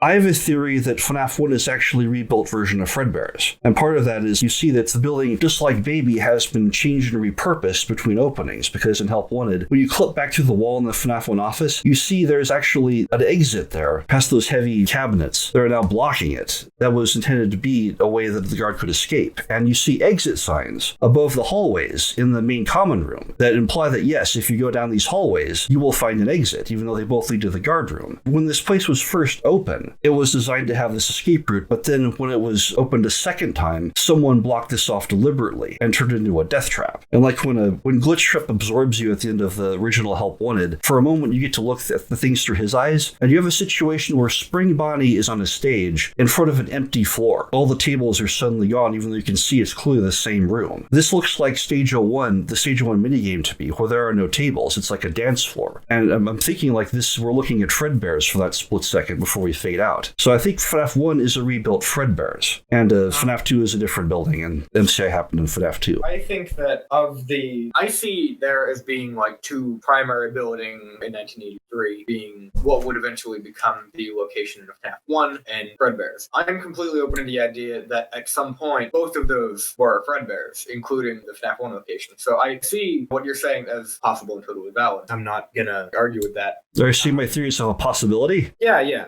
Okay, I think we can both agree that each other's theories have possibility. But you look at the FNAF 2 Night 1 phone calls inconsistently, and there are weird things, like the Summer Paradox opens listing all of the things that are just weird about FNAF 2's work schedule as it's being presented in the game. And as you work out those issues, you're also working out the issue of which restaurant was open during the MCI. You're solving the problem of FNAF 2's work schedule at the same time that you're finding a restaurant that meets all of the criteria requirements that needs to be open during the summer. Mm-hmm. Yeah, like the criteria that it needs to be open during the summer. At some point, it needs to geographically accommodate having the MCI and or Go, whether or not you think those are two separate incidents, and it needs to have the classic animatronics at some point. I think the MCI happened in a location other than the original restaurant, because the struggling restaurant talks of being open for years after a bad incident. The other posters talk, the 2-child and the 5-child talk about being in bad shape and closing soon after, like they noticed the sanitation problems, and the location where the MCI happened was closed shortly after it happened. It didn't linger for years, so that's not the struggling restaurant. I don't think the 2 and 5 kid posters talk about like the restaurant is soon closed. They seem to imply that the restaurant is struggling, but then the poster that you think is about the first location and that I just think is about the FNAF 1 location, that one says that it's been struggling for years. So leading from this restaurant is struggling after this recent incident to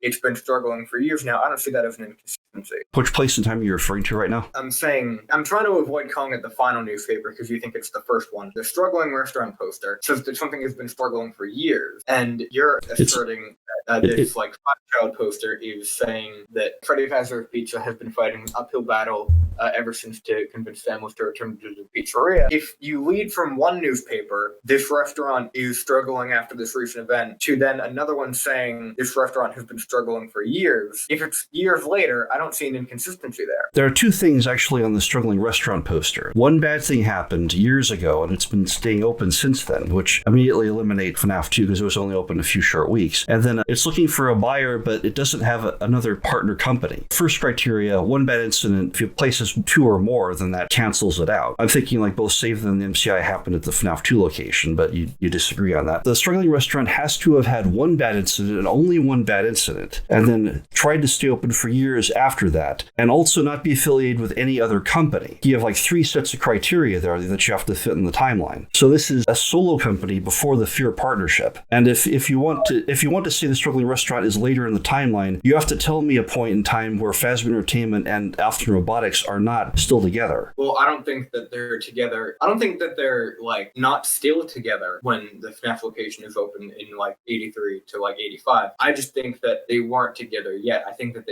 you think Afternoon Robotics bought out Fazbear Entertainment, creating the Fear partnership. I think that, or no, you think Fazbear Entertainment buys Afternoon Robotics, creating the Fear partnership. I think Afternoon Robotics buys Fazbear Entertainment, creating the ARF partnership. That's what I call it. ARF? ARF. That's ARF. it. That's pretty cool, actually. Yeah, and I think that happens long after the MCI. I think that starts in 1987. I think that because your criteria included one bad incident, not 2. But right. As you might have thought, and as you would be correct to think, but as you might have noticed, I believe that the MCI and Go both happened at this restaurant and are 2 separate incidents. Whatever will I do? So I think I think it's entirely possible Go Go Go was after this newspaper. Okay. So a newspaper reports that one bad incident happened years ago, and now the straw that broke the camel's back and forced Henry or whoever was in charge of Fazbear Entertainment to accept that they have to be bought by Afton Robotics, even if it will just destroy the company. That final straw was Go Go Go, my theories. All right, maybe I'll highlight this one more time. So I think that meets all your criteria, if I'm not mistaken. So where are you saying the struggling restaurant is again? I'm saying that it is the FNAF 1 restaurant opened in 1983 to 1985, where the MCI and Go Go Go take place. And that newspaper, the struggling restaurant poster, happens in between the MCI and Go Go Go. All right, I'm looking at the graphic. I'm trying to find where that is on there. If we need like an updated graphic, that would be great. Yeah, I mean, I just don't have like that motivation, like the FNAF side.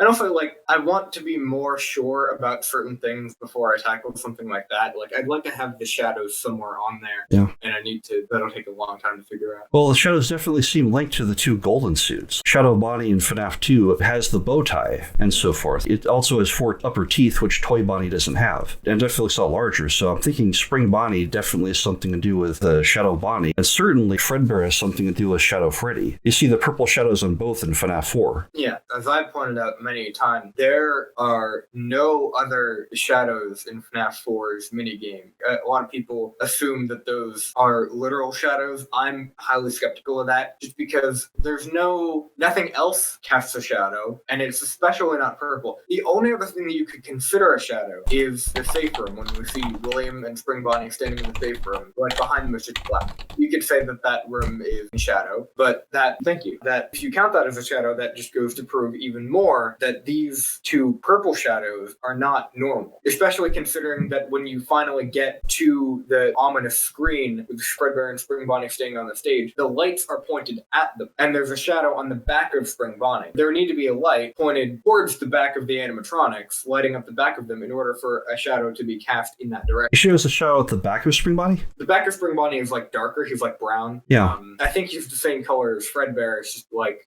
we actually run into a brown Spring Bonnie in the Twisted Ones, though. It was in the back room when Charlie's like running through the Restaurant of Doom. It's like you see that for a moment, and it's braced as if for an attack.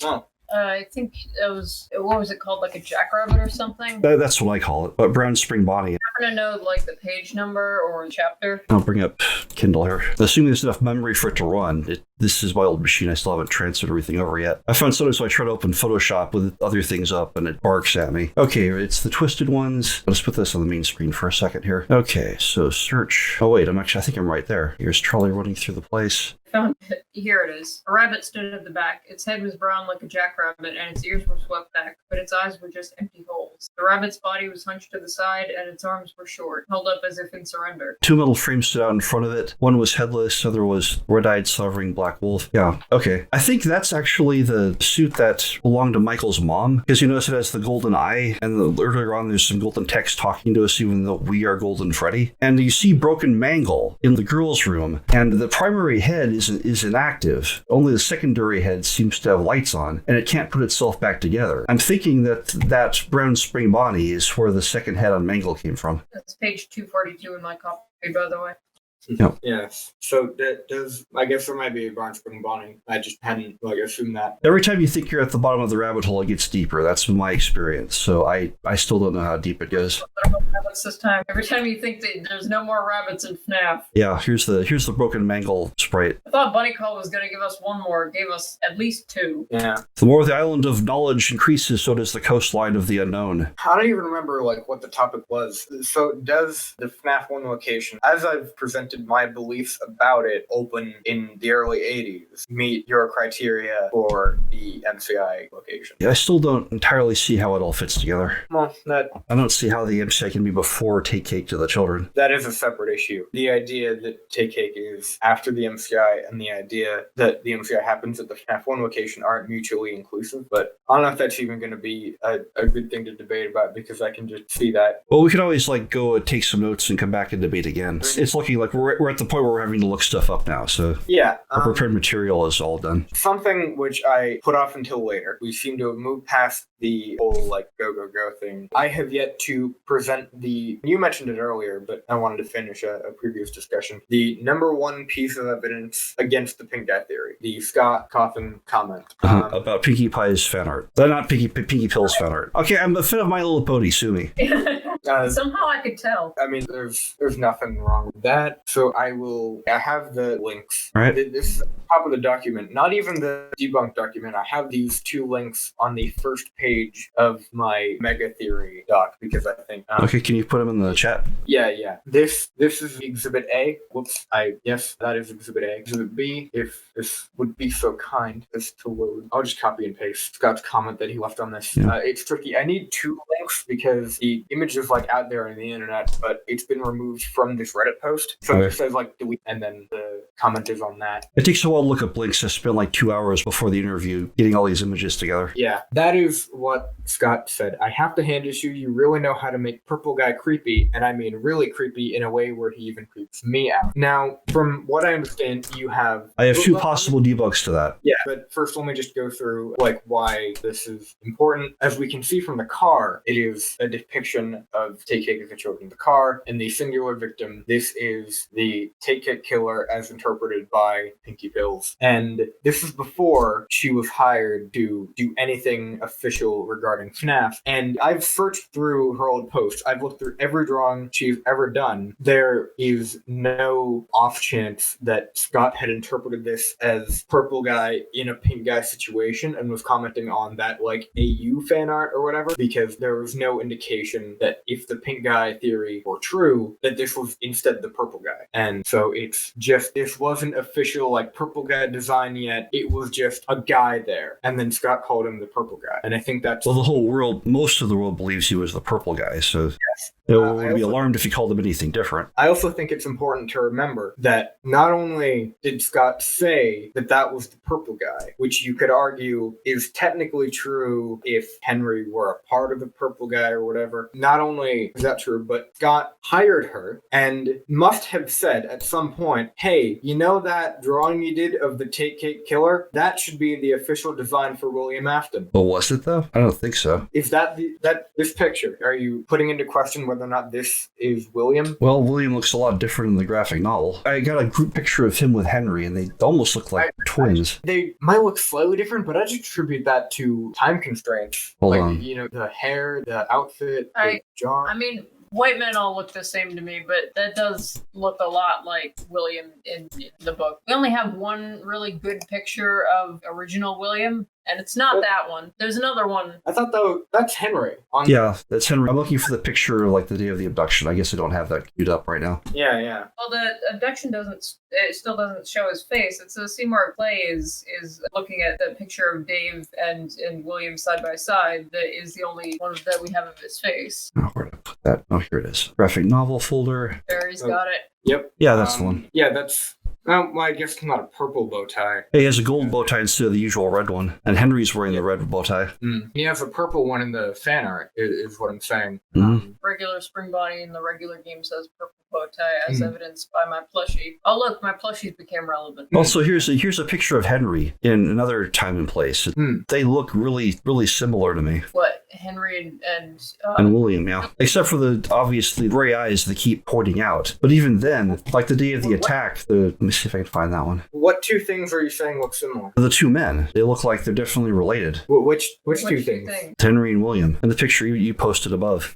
Okay, yeah. I think that a lot of characters, like Henry also looks a lot like John in the graphic novel. You might find significance to that. I think Pinkie Pills only knows how to draw two faces. If you look at the hair, in the two pictures of Henry and William together in the graphic novel, we can see Henry's hair, and you can see that in the picture that you just posted, and it's definitely different from the hairstyle of the Pinkie Pill drawing, which is more in line with the novel William. I mean, the way I see it. Still looking for an image, so I got a bunch of them here, but I can't find the right one. And I mean, hey, if you want to find significance in the magenta lollipop, then you go for it. It's fan art there. I'm just saying. Also, I don't think a lollipop was actually employed during that scene. Yeah. Now, there's a picture of the day of the attack where a spring body seems to have different colored eyes. I'm trying to find that one. The shot is set up to such a way that it's hard to miss. I posted it on Twitter. You posted that. Yeah.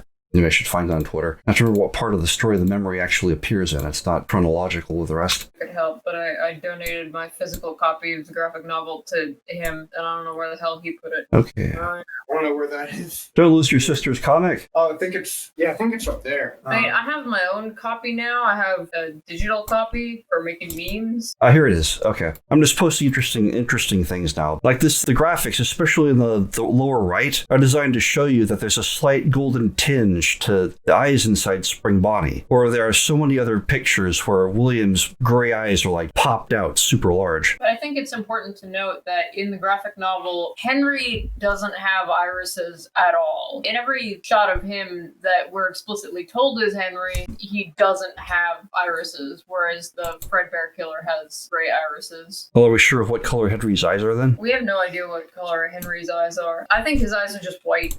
Well, yeah, it's like whenever you see William, usually the gray eyes are like, they make a point of putting them on the page. If Henry's eyes were canonically white, that'd put an interesting spin on the pink guy debate. Well, mirror universe, so it probably would be white. Oh, maybe. But the shot of Henry and William together, it's so jarring looking at their eyes. William looks fucking crazy just because his eyes are so much bigger. Yeah, because of the gray eyes are...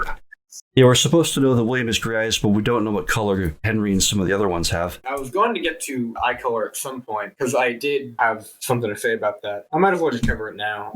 Be any particular reason why not. I'm going to repost that image from before by Loch Ness Otter. I didn't notice this until this image pointed it out. FNAF 4 William doesn't have black eyes with the white dots. They're just white dots. They're just completely white eyes. And I hadn't noticed that before, because I feel like if you're suggesting a huge difference between black eyes and black eyes with white dots, then just completely white eyes feels like an entirely third thing. What I had actually proposed to Casey earlier was, I believe in both of our timelines, the earliest appearances of the purple/pink guy would be the pink guy in Take Cake and Go Go Go, and the FNAF 4 purple guy you started. Those are like earlier than all the other purple guy sprites that we have. So what if those were from a time when William was completely human and alive, and when we see the black eyes with the white dots, like he isn't totally human anymore. He's very possibly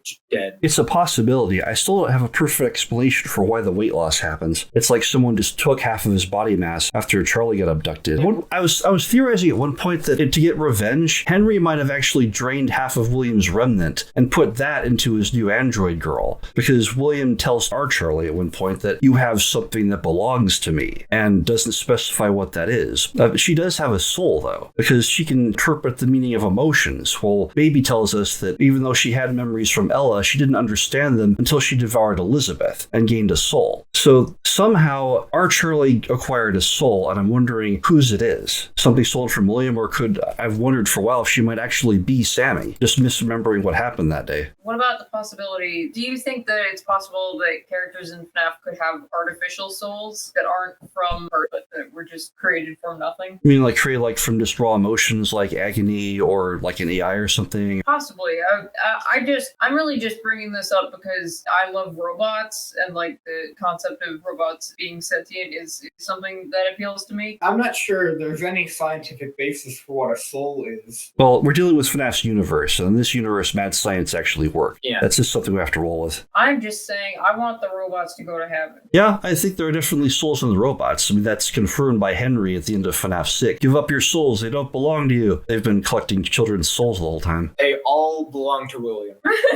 Yeah, so that was like the 8th possibility that I forgot to write down, was that the pink guy, right, and possibly the FNAF 4 Easter egg as well, were from a time when William was completely human and he lost his humanity at some point. Well, it's also possible, because actually, I believe the FNAF 4 purple guy to be the earliest depiction of William at all, so it's possible that the mirror universe, you know?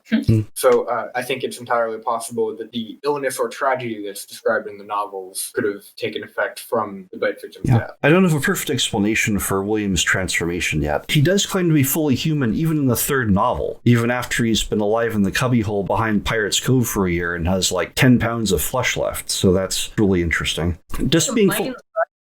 Like, it's not something he's admitting happily. So it's like something keeps being drained from him the whole time. And he also seems to have been enhanced. Just because you're a human doesn't mean that you haven't had like robotic enhancement. In the Silver Eyes, like they punch him, and his skeleton rights itself as if like from some inner hydraulic system, like we see Michael Afton do at the end of the Sister Location Custom Night. He just somehow levitates back up to his feet, even though no human would ever move like that. So, I think William's been enhanced, but he's still human. But the question then would be, what are the nature of those enhancements, so what happened to the rest of them? Questions I still don't have perfect answers for. Well, yeah, I'm just trying to think of what else to cover on the topic of the pink guy. I also briefly mentioned before, well, I don't really go into this. It would be very easy for Scott to prove to the entire community that the purple guy and the pink guy were different people. All he would have to do is show purple guy in all his purpley goodness, definitely William Afton, and the pink guy being pink, not like in a Fredbear suit, not like behind a phone or a cassette, not in a Foxy mask. Just show him being pink as he is in the pink guy sprite. He could have just called the Take Cake Killer William, but did he do that? No, because he didn't want to spoil the book. It had just come out. Right, it's a mystery. It's like the mystery author is not going to give people the keys to his mystery without a fight. What? Yeah, that is not what I meant by spoiler at all. He didn't want to spoil that the purple guy's name was revealed in the book. Okay. Like, if you hear that... If Scott had said William, most of the replies would be, who's William? And then the replies to that would be, go read the book. Wasn't this long after the Silver Eyes been published, though? It wasn't that long after. It was before Sister Location happened, and I know that Sister Location was what motivated most people to read the book. They confirmed that the details are actually relevant. Yeah, people didn't, like... One of my heretical ideas coming to fruition. Most people didn't read The Silver Eyes until Sister Location came out. I read it shortly after it came out. That does kind of invalidate your point, Barry, because if him calling the Dickhead Killer William would have spoiled the book, then Sister Location calling him Mr. Afton would also spoil the book. Well, most people still... No, because that's not true. We are introduced to this British person named Mr. Afton in Sister Location, and if you haven't read the book, you don't know that that's Purple Guy. If you were to call a clear depiction of Take Cake William, then that would be instantly click in people's minds that that was Purple Guy's name. Anyway, I think there's sufficient nebulousness around Scott's announcement that Magenta could be purple, Henry could have been a part of William and thus still count as being William and thus still being the Purple Guy. There are different ways to look at that. I do not look at it as a 100% carved in granite declaration, and I don't think that a mystery author would have a motivation to do such. He wants to keep people guessing for as long as possible. You are assuming Scott's intentions with very little precedent. As you have many times tonight. My biggest problem, I think, with the, they're technically the same person, is that Scott has also stated directly that the Purple Guy and the Phone Guy are not the same person. Well, yeah, the Phone Guy is Henry. In my model, anyway. Yeah, I know that, but you're missing my point. Why would he say that the Purple Guy is not the Phone Guy if the Phone Guy was the Pink Guy, and then go and say the Purple Guy is technically the Pink Guy? Well, it's like when he clarified that Michael Afton was actually our character in Sister Location. Things had gotten so freaking confusing that he was worried, I think, it was all going to fray apart, so he gave us a little tidbit of information.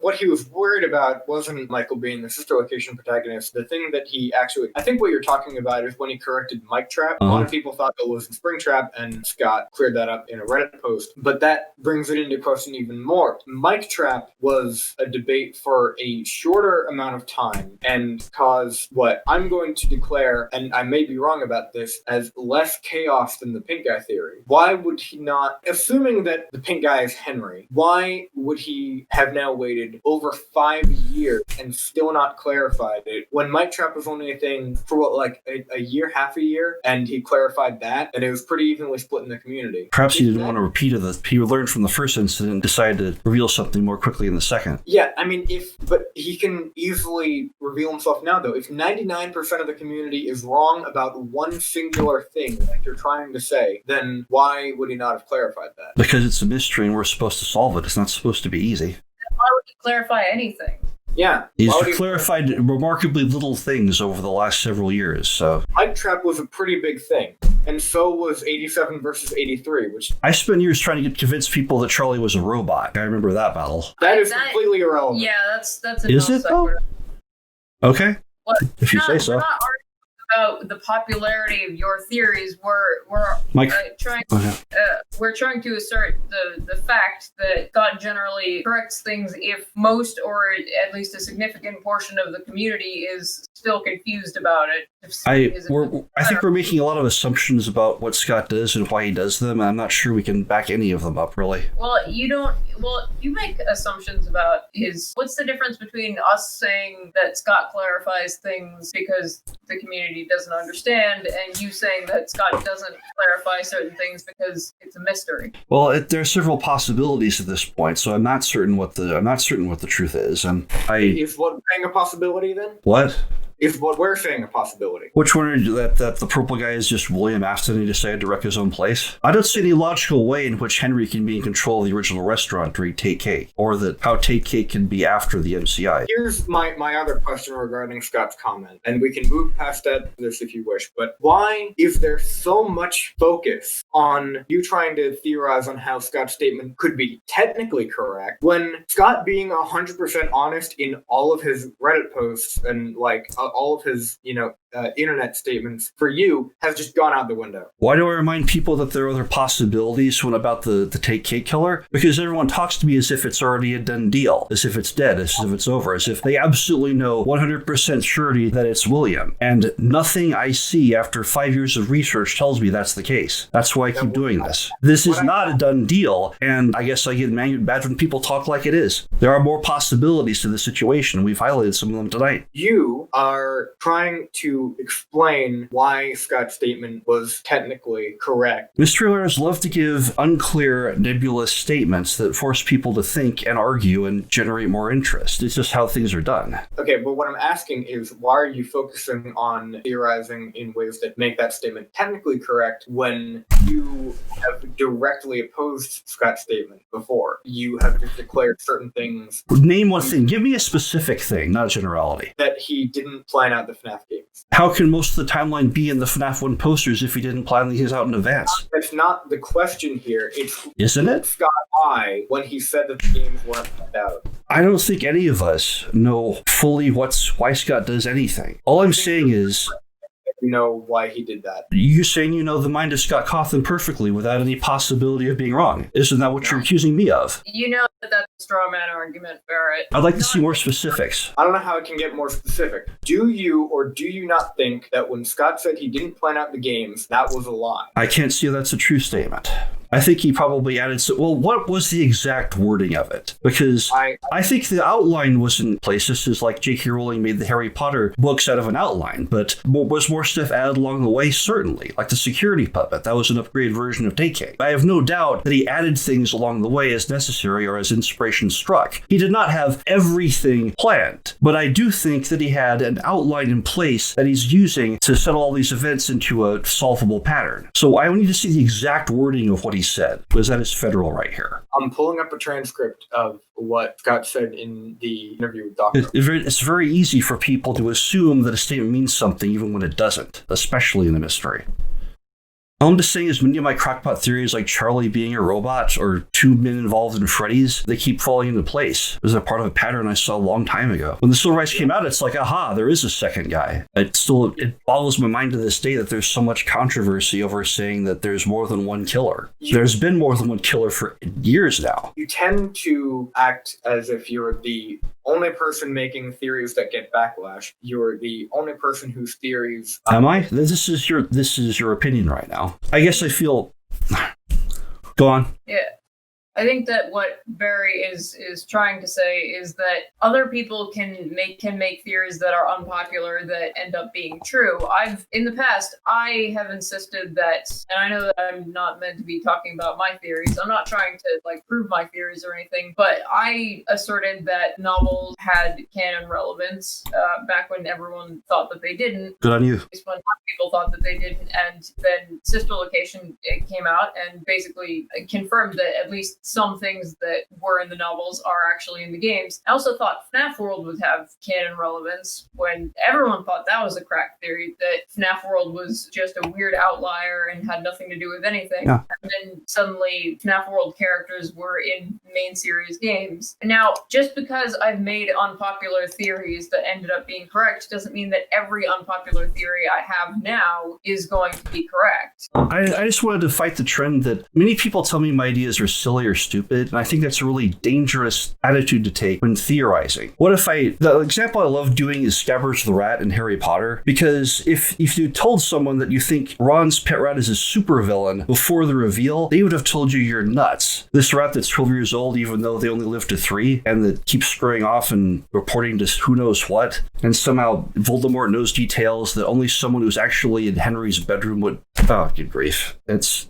brain energy's getting low. Harry's bedroom would know, and you have, in retrospect, there's all sorts of things that point to Scabbers being a spy for Voldemort, but you'd only see that pattern if you asked yourself that crazy question. It's like, is Ron's pet rat a spy? It's just the sort of really outlandish idea that might just be true in a mystery, and was in the case of Harry Potter. And this is I just keep getting told that my ideas are stupid, that they're unpopular, and I guess maybe I get personally annoyed by that sometimes. But going back to theories that were unpopular that turned out to be true, Andy Matronic, she suggested that the purple guy might be innocent, and I think she was actually right in spite of her attraction. And the same thing with 8-Bit Gaming. They're the ones who published the name, the pink guy, in the first place. I saw that, and when I was looking for, like, how can Phone Guy be the villain and yet a victim at the same time, and be dead, and yet here's someone else menacing us in FNAF 1, I realized there's gotta be more than one person doing this. And that was about the time the pink guy video came out, and it's like, aha, okay, that makes sense. And so I rolled with that, and I've been rolling with that ever since I made the Color Brothers video long ago. And even though I've replaced almost everything in the Color Brothers except the two villain theory and the mad scientist theory that someone is deliberately putting souls in the spring suits, those things still seem to hold up today, so I keep going with them. And I keep finding more things going down that road. And as long as I keep doing that, I see no reason to stop. And in terms of seeing things that I don't want to be true, in terms of other people having unpopular theories that might still be true, I still agree with MatPat about the Nez theory. I spent over a year studying Undertale, specifically trying to debunk the Nez theory after he went on the whole, like, Pink Eye Truthers Club thing. It's like, who can play at this game kind of deal. But instead of finding things that debunked it, I found more evidence that supported it. And that is in my Asriel Has Two Souls document that you can find in the video. That's the video I have to make after the After Family Horcruxes. But yes, I can understand that if evidence goes against a theory, I must change my theory to match the evidence instead of trying to warp the evidence into what I want to be true. I know that's a death trap for theorists, and it has to be avoided. The pink guy still makes sense to me, and I keep finding more things going down that route. Well, can I ask you, what evidence could you possibly see that would disavow you of the pink guy theory? Like, if it actually isn't true, what would be different from what exists now? If Scott actually flat out went and said that, yes, it's William Afton, no, it's not Henry, I'd have to accept that. But he has not said that, even though many people have said that he has, in spite of him just saying it's the purple guy. Multiple possibilities exist in the situation, even with Scott's comment. And I have to keep explaining that to people. Because they... Yes. Okay. Multiple possibilities exist, and I am asserting that includes the intuitive possibility. Well, we'll have to see, I guess. So what would convince me if the pink guy was wrong? Well, with every iteration of FNAF that's come out since then, it's only strengthened my conviction that this is the right course. Like, the Silver Eyes came out, they were proved that, yes, 2 guys run Freddy's. Freddy's requires 2 guys in order to run it because both the control rooms control half the animatronics each. And then you have Henry and William going back way in the past, where I think the Restaurant of Doom was actually built long before the Twisted ones. Because part of that complex was where Henry sealed away the Twisted animatronics along with the 4th closet. That's been down there for a long time. And it is...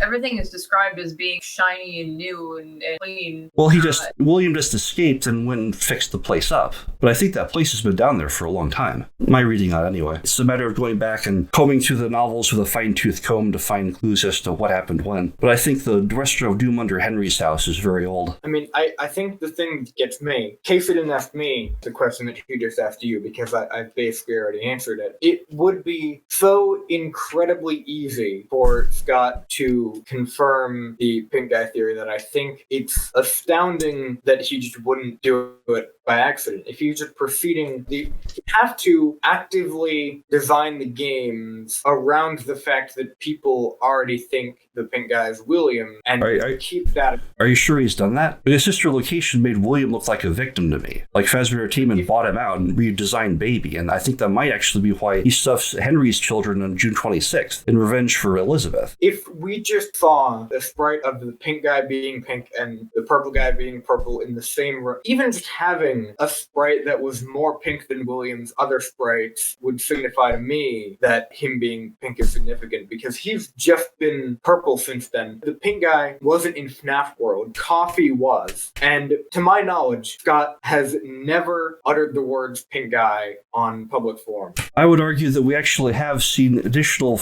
group photos of Henry and William together even in the games. Because like Foxy Go-Go, in Foxy Go-Go, William is the one wearing the cartoon mascot suit and becomes the one who's convicted of the MCI as pertains to the FNAF 5 poster. That's why that William and Henry have never been on screen together. It's that the purple guy and pink guy sprites have never been on screen together, because that would be incredibly unambiguous. There would be no way to misinterpret that. Right. Whereas and Foxy and the pink guy, people can interpret that Foxy might not have a person in him. One, this is a question you should be asking Scott instead of me. Two, are you really amazed that the mystery creator hasn't ruined his own mystery? Wouldn't you consider... Is he obligated to tell us every answer? I don't think so. Wouldn't you consider clearing up the mic trap thing to be ruining the mystery? Considering how incredibly complex FNAF was and how very little of it people actually understood, I think he was just trying to keep the train on the rails at that point. How is the train not off the rails? If 99% of the community is wrong on one particular subject, how are we still on the rails by your metric? Do you remember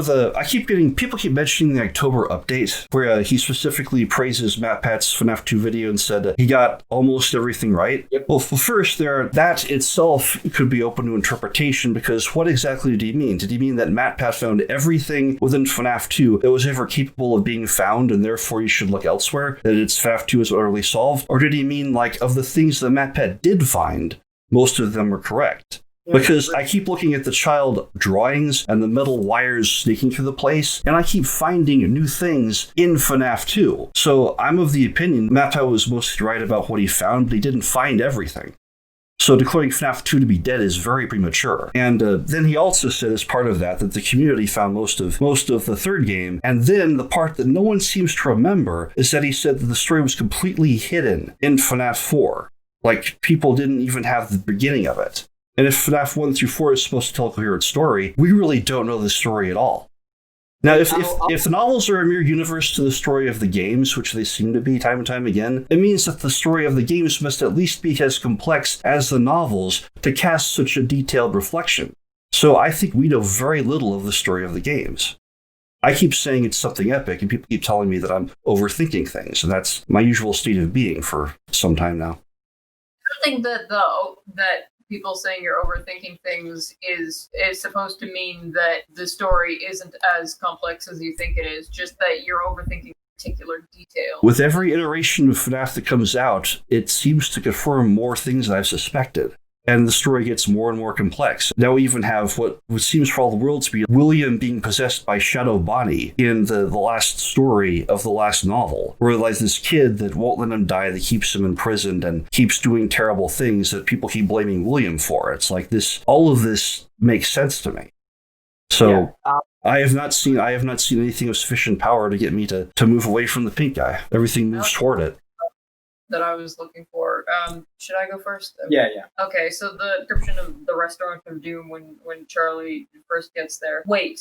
At Freddy's Pizza, ghostly images had been burned into the arcade screens after years of play. She pressed a couple buttons experimentally. They were stiff and shiny, untouched. That's why it feels so empty, she said to the chimp above her. No one's ever been here, have they? So you're saying that William built that whole place in the time since they released him from the cubbyhole behind Pirate's Cove? That's only a few days. That's only a couple days, though. How would they not notice that? Hasn't it been months? Yeah, I think the Twisted Ones takes place a year after the end of the Silver Eyes. No, but William's been in that cubby hole. Like Charlie and Jessica. Okay. He even mentions that if Jessica and Charlie hadn't broken him out of the cubbyhole, then his creations would have eventually found him and gotten him. All right. But weren't those creations themselves sealed away in the mausoleum underneath the house? Because it seems like only the storm was what... I mean, they're killing people before Jessica and Charlie break Dave out, aren't they? They haven't been killing people for months. They've only been keeping people for a few days. But that's still before they get him, so him being out isn't a requirement for controlling the Twisted One. Yeah, but how were the Twisted Ones free to move before the mausoleum was opened? It's like, I have a theory that the reason they find battle damage on a Twisted Foxy and also Twisted Freddy... I remember I mentioned earlier about how the issue of Stanley having a track is important because when Charlie and John go back to the house in the Twisted Ones, they find that Charlie's bedroom was spared the fallen tree damage, but something crashed through the window and left the glass on the inside, and then they find that Stanley has been torn off his track, physically breaking all 4 of his ankles and then thrown aside. This looks like, and there's no image at all of what did that. This makes me think that someone jumped through that window and went on a rampage in Charlie's bedroom. So I'm thinking Baby probably visited the house before they got there. Now, Baby is a really powerful robot, and they're basically the Twisted Ones, even though Williams supposedly controls them, they're hunting down Charlie, which is something that Baby wants. I'm thinking that Baby broke in there, opened the mausoleum, then beat those animatronics into submission, and then sent them where she wanted them to go, basically to hunt down her doppelganger or whatever. That's currently my reading of the timeline. Obviously, you have to comb it really finely to get all the little clues, but I definitely think that Baby was at that house recently, and the reason the Twisted Ones have only been killing people in the last few days, if those are the last few days, the only ones they've been able to. So does that mean that, are you insinuating then that the Restaurant of Doom was Baby's? Like, she made it? Well, she was supposed to be in the 4th closet. She was supposed to be the ultimate form of Charlie, but then she found out Henry said, "You are wrong," and then she was completely full of rage and completely full of envy about how she was left discarded while this other version of her got all the love and attention, and that's why she hates our Charlie so much, and that's one reason why she would rip Stanley off his track. It's like, "I hate you, boom!" And I think she went through that house. She probably knew more about it than our Charlie does, because she watched Henry work a lot longer and definitely seems to have more knowledge of the situation. I think she went and got the Twisted animatronics and freed them. And that's why even though they've been awake in the mausoleum for some time now, they've only been free to go out and kill people like the last few days after Baby broke them out. That's fine and all, but that wasn't really the answer to my question. Where did the Restaurant of Doom come from? Well, I don't know. But for whatever reason, Henry had no problem with the man who supposedly killed his daughter building a massive complex beneath his own house, which leaves more questions than answers, and I don't have answers for all of that yet, but it's definitely something we need to look at. Barry found the Halloween update. Yeah, I found the Halloween content update Steam post, and yes, it is true and has always been true that Scott said that the story of FNAF 4 remained completely hidden. To me, that suggests that FNAF 4 has a story that wasn't considered in FNAF 1 through 3. That's what I get from it. Well, what I get from it is that we didn't follow the clues yet. Well, okay, here's a question to you that I believe I've asked you multiple times, but is always on my mind when we have discussion. When FNAF 1 came out, do you think it was solvable? Everything in FNAF 1, when the game first came out before FNAF 2, do you think people could have realistically solved the lore of FNAF 1? No, because there's information in FNAF 4 that you need to have in order to fully solve FNAF 1. FNAF 1 is actually the last step. The first year that FNAF 1 was out, it was unsolvable. You could solve some things about it, but there is definitely more mystery to be parceled out. And Scott did say that FNAF 1 through 4 made a complete story. Its story has gotten longer since then. They've added more chapters to it, and seems to have possibly created another reboot universe with a glitch trap and all of that, and who knows where that's going. But I definitely think that FNAF 1 through 4 can be solved. And that's what I've been attempting to do all this time. So, yeah, Scott has said all of that. He also said in this Halloween content update post, when I released the first game over a year ago, I was amazed at how quickly everyone found every bit of lore and story. Do you think that is a true statement? I don't know. It's very easy. This is like talking to a leprechaun when you're asking the game master to tell us what the solution to the game is. It's like he's not motivated to do that. Because then, the next statement is, then the same happened with part 2. Fans and YouTubers dug in and found everything. And then he talks about the game theory, and he says, then part 3 came out, and once again the story wasn't covered by the community. it seems like he's implying that every single time he released a game, people found every bit of Lauren's story that there was. So that's why he intentionally made FNAF 4 so difficult to solve. And he has said in the interview with Daco, he said later on that he feels he overdid it, that FNAF 4 casts its net too wide for interpretation. FNAF 4 is definitely a hard nut to crack. FNAF is the hardest mystery I've ever seen, quite frankly. Most mysteries, at least, are nice enough to give you a list of questions to solve, and it's like a point-and-click adventure game. Find the clue that answers this question. FNAF doesn't give you the questions. Things like, why don't the puppet and William attack each other and save them, even though they float within feet of each other? Yeah, it's like the... There's so much related to the pink guy, but do you see what we're talking about? Well, you'd think if William killed the puppet, you'd think the puppet would want to kill him, and he'd want to kill the puppet, so it didn't kill him. Neither one attacks the other. They actually act like friends. How can that be possible if William is a take killer? But we know the question.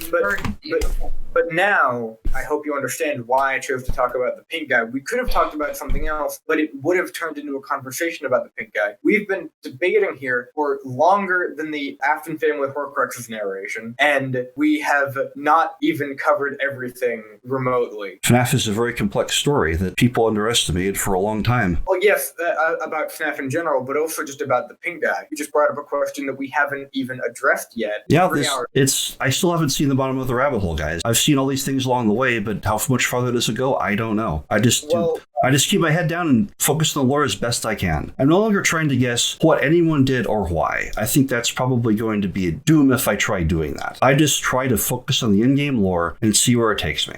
So are you trying to solve the lore regardless of what Scott thinks about the lore? We covered in the conversations how artists don't always tell people the truth about their creations. Like, you remember the Star Trek Into Darkness, where there was a lot of speculation, is Khan Nook-Sin going to be in the movie? Hey, I think Khan's going to be in the movie. And J.J. Abrams flat out went on public and said, no, Khan Nook-Sin is not going to be in this movie. And then movie night comes by, and you have the close-up on Benedict Cumberbatch's face, where he says, I am Khan. The Major Spoilers podcast that I follow was just like incensed over that. It's like, he lied to us. And it's like, yeah, but it was a great scene. It was like if he spoiled that reveal for people, it wouldn't have been nearly as possible. It's like, yeah, but he lied to us. It's like, he did what made the movie as good as possible. He made sure that when I Am Khan happened, that the audience would go, and they'd be like all amazed. It's like, this is something they didn't realize would happen. So it was in his best interest to deceive the public in that case. This is J.J. Abrams. I think he's a great director, and he may have done the right thing even though it required him to lie to people. But it's when you're dealing with a mystery, you have to expect you're talking to a leprechaun, like a fake creature that's going to try to twist your words at every possible opportunity and tell you things that you think mean one thing even when they actually mean another. FNAF is the hardest mystery I've ever seen, and we cannot expect Scott to give us straightforward answers about anything. So this ties into the question that I asked earlier that I think is one of the most important questions. Why are you focusing on making the purple guy statement technically true if you think that Scott has lied to us directly in the past? You're the one saying Scott's lied to us directly in the past. I am not commenting upon that. You've tried to get me to do that several times. All right. Of all the reasons I've listed, logically, William must be the owner of the original restaurant. Why would he trash his own place? Why don't William and the puppet attack each other even though one supposedly murdered the other and the other one wants to save their skin? Why aren't they worried if William is the take-8 killer? There are so many reasons why William does not logically make sense as a take-8 killer, and Henry does. That's why I'm taking the route I'm taking. I think you know that was not remotely... All right, clarify your question. Clarify your question, please. I don't know if I can clarify the question. Did you or did you not say that sometimes mystery authors don't tell us the truth? Mystery authors can be very deceptive at times, in varying degrees. J.J. Abrams lied to us about Khan being in the film. Scott may have told us something that we thought meant one thing, but actually meant another. That's why I keep mentioning that the purple guy comment about Pinky Pill's picture might not be as cut and dry as people say it is. You keep using weasel words. Yeah. Like, it sounds like you're saying... I'm a ferret. That Scott may have lied to us, but you keep, you keep explaining it as sometimes mystery authors say things that are not completely true. Yeah, well, why are you using J.J. Abrams directly lying to an audience of people as a precedent for what you think Scott is doing if you don't think Scott has ever lied to us.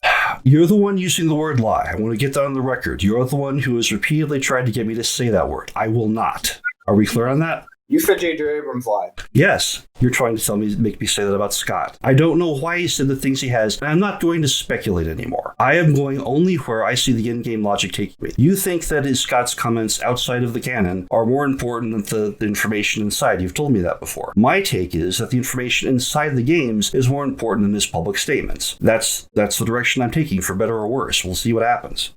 Thing is, Scott has the way I see it, Scott has a story in his head. He's trying to, through mysterious means, granted, communicate that story to an audience. And I think that the games are much easier to interpret in multiple ways, and the statements that he makes about those games are a much more direct way for him to convey the idea that he has in his head of the story to the audience. So you're going with the out-of-game statements as being more important than the in-game canon? Yes. Okay, I have the opposite approach. I guess we'll have to agree to disagree then. But the thing is, you say you're just done with trying to interpret Scott's statements. Or MatPat's actions, for that matter, or anyone else's actions. Why does MatPat hate the pink guy so much? I don't know, and I don't think I ever will. When I made the Color Brothers long ago, I thought I'd made a crack in FNAF's armor, and it was my fondest wish that MatPat of all people would see that and realize the story is much deeper than anyone knew and use that for further theorizing, and then he did the opposite thing. I don't understand that, and I never will understand that, but I'm done worrying about it or commenting about it. The question still applies. You have to ask the questions to the right people. Ask me questions about my take on the FNAF lore. That's what I can answer for you today.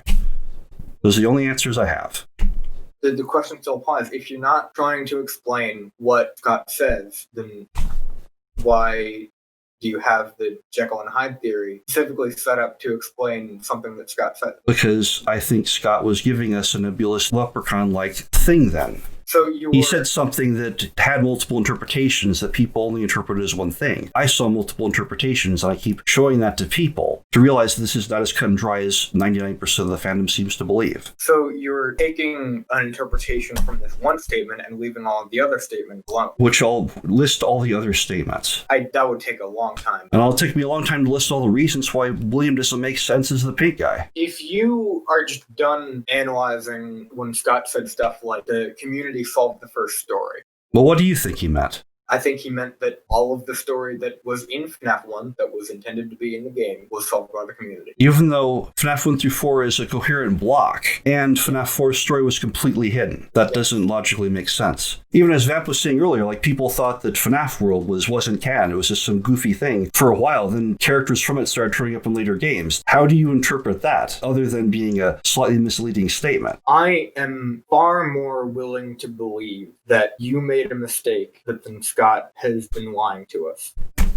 I am following the clues left in the mystery for where they take me. Keep in mind, mysteries are far more easy to misinterpret than the author straight up coming out and telling us something about what he intended. I'm looking for a pattern that explains everything, including the FNAF 1 posters, without relying on declaring any mistakes or leaving anything out. By doing this, by making a model that gets more complex and explains more and more things, I have seen an incredible story get built piece by piece. I am pretty darn sure I'm on the right track.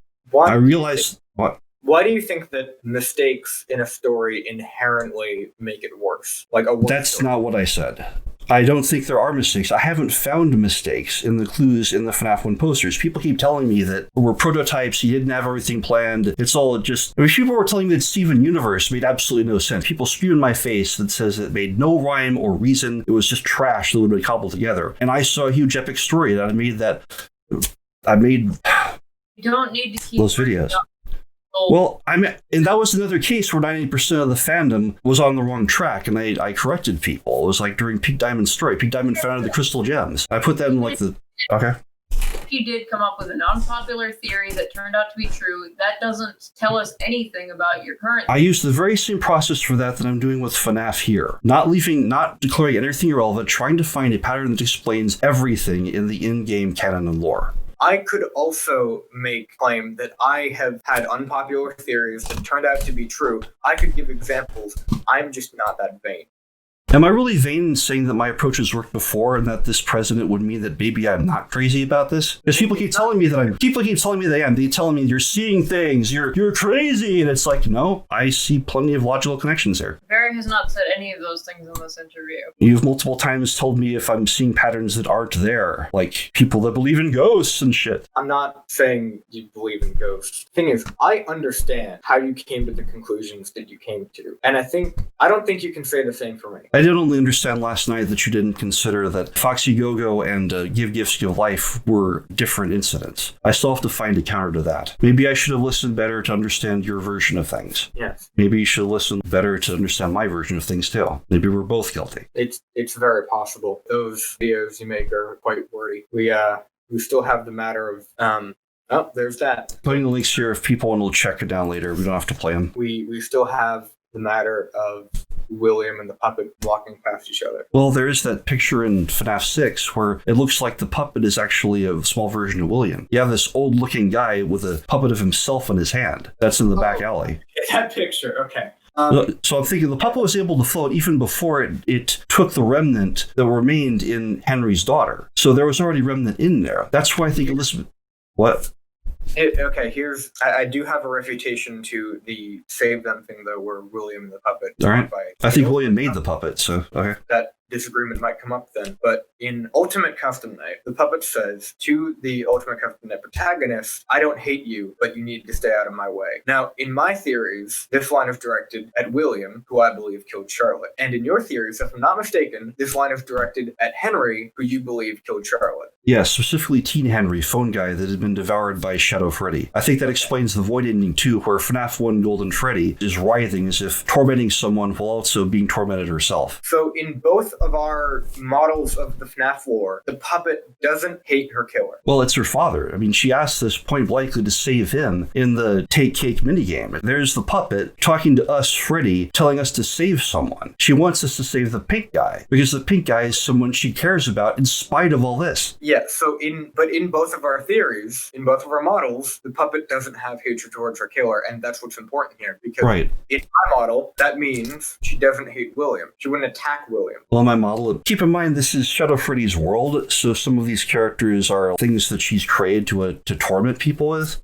But remember, Laura is flirting with the protagonist, and she's not William's wife. I don't think it's flirting, honestly. I'd replay the clips and... She says, these are strange circumstances that have brought us together. I'm not that good at flirting, but I know that these are strange circumstances that have brought us together is not good flirting. Admit it, you wanted to let me in. That's not flirting? What was Toy Chica's line again? Something about going somewhere more private so that she can eat us? Yeah, that's... flirtatious line in the game comes from Toy Chica. Is she also our wife? No, she hates the protagonist. Because I think Toy Chica is controlled by Shadow Freddy, the negative side of Charlie that couldn't forgive her attacker. That's why Phone Guy is in here. I agree with Kayfu, though, that Toy Chica is way more flirty than Ballora. She says, so I can eat you, in a threatening tone of voice. I don't think that's flirting. I think that's playing with her food. Oh my god. Let's get a list of the actual quotes. Exact wording is really important here. I remember, okay, so I sent a message in the Discord before about, I wrote all of Ballora's Ultimate Custom Night lines. There are, don't be shy. Admit it, you wanted to let me in. Why do you hide inside these walls? These are strange circumstances that have brought us together. And I could hear you, ... breathing. And then contrasted that with the aforementioned Toy Chica quote, a quote from Lefty that says, I've been looking for you and now I will never let you go. Quote from Music Man that says, you and I will be making music together for a long, long time. And a quote from Rockstar Bonnie that says, why so blue? You know I'll be true and now I'll make slippers out of you. It seems like flirting with us and or threatening us at the same time is a common theme in that game. Oh yeah, this whole place is designed to be a personal hell for our protagonist. The Music Man one wasn't even threatening. I think he genuinely was hitting on us. I mean, if you interpret Ballora's lines as flirting, then a lot more Ultimate Custom Night lines are also flirting. Can we actually play the lines here, the way they're said in the tone of voice? Because there's a very different tone of voice between Ballora and the others. I should point out something that I pointed out in that discussion too, that Stanley from Room for One More also describes Ballora as having a sultry voice. So she's not just putting on that voice for the Ultimate Custom Night protagonist. You just stand up for a second. You can debunk my assertion that William is the ultimate customer protagonist. I could hear. All you want, but that might... Let's see if I can play this in Discord. I'm going to try to play this in my channel real quick. Here's Valora's ultimate custom nightlines. I'm not sure if we'll hear each other's version, but I'll turn it on over here. I could hear you breathing. Oh. Admit it. You wanted to let me in. Why do you hide inside these walls? Don't be shy. These are strange circumstances that have brought us together. Why do you hide? Okay, I'm done. Or you guys can finish yours. Oh, that's... You're gonna do the jump scare. Yeah, it's really loud. Yeah. I muted the volume for a sec. Yeah, I still don't see how that's any more flirty. Toichika's lines were the first video in the recommended, and it says, let's go somewhere more private. Well, let's play Toichika's lines then, and let's see how romantic they really are. It would be a nice contrast, I think. It's taken me to a YouTube page. Okay, I see how it is. Okay, it's a video of Tired of dying. Yeah. Would you consider I always come back to be flirting? Who says that? That's William, right? Yeah, it's Raptrap. That sounds kind of menacing. Look, let's do Toichika real quick. You won't get tired of dying, will you? Where's my beak? Lodged in your forehead, of course. You won't get tired of my voice, will you? Let's go somewhere more private, so I can eat you. Yeah, that's the joke. We're not trying to prove that other characters actually are flirting with you, just that we're using the assumption that they can to prove the assumption that they are to prove that Ballora probably isn't. Well, everything I see from Toichika says she's fantasizing about killing and devouring us, and that's a very different thing. Where's my beak? Lodged in your forehead, of course. It's like, there's a reason I should hate you, and I want you to die, and I'm going to keep killing you forever! So I don't think Toichika is flirting with us, per se. Not honestly. Actually, Toichika is a yandere. Like in her anime, Yeah. that's kind of her entire thing. Is Right. that she like romanticizes all these different guys and then murders them. Yeah. Mm-hmm. I would not So- consider that love. I would consider that being horrifyingly twisted, but okay. I'm not saying that she's in love with us. I'm saying that she's flirting with us, and Yes. that I think that flirting for her has something to do with violence. Yeah. I guess we'll have to agree to disagree on that one. I see Ballora as being honestly flirting and Toichika is fantasizing about our demise. But if we're agreeing to disagree there, then the matter then becomes if William is the ultimate covenant protagonist that Charlotte is asserting she doesn't hate, just that he needs to stay out of her way, would that or would that not explain the puppet and William just walking by each other and save them, even if William was the one who killed Charlotte? It does sound like she's addressing her killer in that statement. It's like, there is a reason why I should not like you, but I still like you, but you have to stay out of my way. It's like she does sound like she's addressing her killer, so that would, I guess that would work for either William or Henry. She also implies that she used to be afraid of this person, but she isn't anymore. Yes. No? I think that would explain it. Also keep in mind that you believe that William is holding a spring lock crank and save them. I believe it is a taser. Either way, in our respective models, the thing that William is holding would definitely dismantle or disable Freddy, but it likely wouldn't do very much to the puppet. So it would make sense that William would charge past the puppet to get to Freddy first, because that's who he's attacking. Even though the puppet is much closer and has much more reason to attack him? If William is holding a spring lock crank, what would attacking the puppet with it do? Would he just beat it over the head with the crank? Well, so he's just playing to die? Why doesn't he run away from the puppet then? Because he's not afraid of the puppet. Why isn't he afraid of the puppet? That's my question. That's the question we have to answer. We know the puppet can kill people. She does it all the time. So why isn't he afraid of her? I think that's something we need to answer. I don't know. Well, that's one of the questions I'm trying to answer. I had a train of thought. Hold on. Oh, great, I lost it. It's getting a little bit late. Yeah. What time it is for you guys? It's almost midnight over there or something? Or I start the school year tomorrow. oh, nice. Have fun. Yeah. So I guess we should I guess we should wrap up matters on the pink guy. Points of note, I would say, is number one, that I consider statements by Scott to be a more direct means of figuring out what FNAF means than evidence within FNAF itself, and you have the opposite way of looking at things. My approach is to prioritize the evidence actually in the canon games and novels, yes. I realize that... Opportunity to be smug. He's just trying to summarize the points. Okay. Yes. Am I coming off as smug? I'm just... Okay. I will ask this broad question. Do you think that my expansive combination of just altogether my expansive combination of possible reasons why William and the pink guy would look different, when I addressed that point and had 7 different bullet points, do you think all of those in conjunction explain the difference? Well, you're trying to tell me that it's a minor detail that's not nearly as important as I'm making it out, and I keep seeing magenta appear as an indicator of Henry's family in multiple types of FNAF, so I do think it's an important detail. Yes, there are many reasons why something could be misconstrued as being more important than it is, but I don't think this is one of those cases. Asking about importance? I was asking if my entire list of reasons or explanations for the purple guy and pink guy looking different satisfied him, and it doesn't, it seems. I think we see Henry and William together in at least 2 more places than we know about. In Foxy Go-Go, William is the one wearing Foxy, who is a spring suit. He's at Endo 2 if you look at his... Do I have that image here? I'll have to go find it. Anyway, that would perfectly describe the events of the 5-child poster. If William, wearing Foxy, went in there and found the kids. Foxy is in the cartoon Fredbear and Friends. Spring Bonnie is not. And the discrepancy in the 2 posters, the 5-child poster talks about how someone wearing a cartoon mascot suit went in. Well, the 2-child poster talks about how a clearly identifiable human was caught on camera and immediately arrested as a slung-down case because his face was on camera. They immediately knew, oh, hey, that's William. And they theorized, okay, how is it different? We're not trying to convince each other anymore. We're trying to wrap up. Right. Yeah. I'm getting tired. All right. Yeah, I think it... Well, anyway, I think that in FNAF 4 we see William and Henry on the screen, and William is once again the man in the Fredbear suit like he is in the novels. And I can't disprove that the guy in the Fredbear suit is Henry. It seems like a bold claim. That it's not just you. A lot of people make that claim that I don't really understand it necessarily. Presumably, there were more employees that wore the Fredbear suit at one point in time or another. Do we know that for certain? That Fazbear Entertainment had enough employees that one of them would have to wear Fredbear?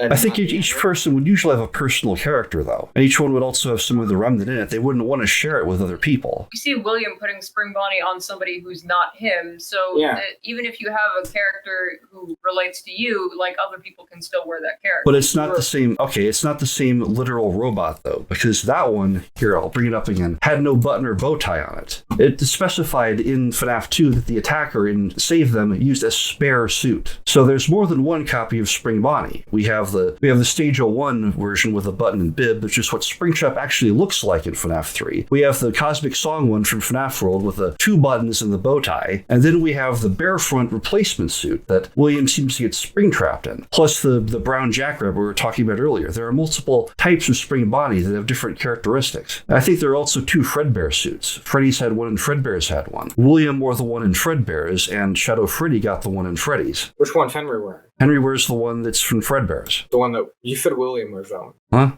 I don't know. That might have just been a mistake. Yeah, we see 2 Fredbears in FNAF 4. One of them's chasing Michael, one of them's casting the shadow on the wall. So there are multiple copies of these characters. I'm going to leave. If you guys need more information or a mediator after this, then you're doing it wrong. All right. But we haven't... Fuck. My goal during this discussion was to explain my theories to you in a way that you agreed that they are a possibility. I'm firmly stating that I have not achieved that goal 100%, but do you think... Have I achieved my goal in letting you know there are more than one ways to interpret Scott's comment about Pinky Pill's picture? I think that there could totally be multiple interpretations of it. I just don't see any... it's not that I don't see any, but I think that the most intuitive interpretation is the one that is most likely correct. Well, you proposed some interesting ideas today, like Hanji being a rogue AI. That's interesting. I'm not sure why Fazbear Entertainment is still around and help wanted. There's something going on. Yeah. So, closing thoughts? Well, I've been trying for years to show that FNAF had an epic story, and I've continued to do that. And with each iteration of FNAF that comes out, I only see more things that confirm my theories. So I'm sorry if I appear to be a stuck-in-the-mud, stubborn mule or anything, but until someone can provide a firm debunk to these ideas, I'm going to keep rolling with them. Recent Fazbear Frights book confirmed a very unpopular theory that I've had for a while. I'm not using that to gain credibility. Which one? The toy girl that you think is Charlie, I think is Susie. And the number one argument against that, which you have also asked me, isn't Susie blonde? Keep in mind, I'm also asserting that toy girl, who I think is Susie, wants Chica. Do you have the sprite? No, I don't have, but you know the one I'm talking about, right? I'm blanking a little bit here. The one that you think is Charlie with the with the toy animatronics. Yeah, with the toy animatronics. Yeah, I think that is Susie, and obviously the number one complaint is that Susie looks blonde in Broody Maze, but the recent, I believe, Coming Home, Casey has said to me, although I haven't read it myself, that Coming Home features a girl named Susie who is suggested to haunt Chica, who has brown hair. Well, that's just it. There are more possibilities out there than most people realize. For example, we have the model where Charlie has 4 forms. She has Ella, she has Adolescent Charlie, Teen Charlie, and then Baby. The remnant of each family member has in many different forms. We have Phone Guy as Teen Henry, and then Adult Henry as Cassette Man. And there's no reason why Charlie shouldn't have more forms also. Maybe Susie is a version of Charlie. That's a complete possibility here. Different, her life is diverged, she's been outgrown, she's no longer the primary one, but she still has a life of her own, and the Daphnes don't scrap the earlier models. They just keep them along as children. So maybe just as I think Michael's earlier form was bitten and became Golden Freddy, so he was able to be bit twice. When his teen form was bit in 1987, I think that earlier forms of Charlie and Sammy and the rest could also be the MCI and Save Them victims. So I do think that Susie going into Toy Chica could very well be a version of Charlie with a different name. It's a possibility that I think people should be aware of. I don't think there's any denying that I have a lot of experience arguing with you, and it's been years. And I'd say that it's been quite recent. It seems more perceptive to other people's points of view and other people's assertion that there are possibilities you haven't considered. And I think in that being the case, we have both made huge strides. That's true. I'm glad we understand each other a bit better now. I know we've had some pretty bitter arguments in the past. Yeah. Things got pretty bitter here. Oh, today? Today seemed pretty nice, comparatively. Well, it's hard to convey tone over the internet. I feel like this is calmer than a lot of our arguments online have been perceived. Yeah, definitely. Should we close this out then? Sure. All right. Well, I guess I'll see you on the forums. What do you prefer to be called? Is it still Dr. Spookulicious, or? I mean, Spook or Fluff is fine. Okay, or Cutesy. That was the name for a while. Cutesy Woofy Fluffles. Is that horrifying now? Or? Okay. Barry also works. Barry, okay. You can also call me Rob if you want. But if there's another Rob around, you have to call me Gandalf, because multiple Robs is confusing. I'll get on that. Okay. Everywhere I go, there's another Rob, so that's just something that I have to live with. Okay. Well, this has been fun. Yep. I'll see you on the other side.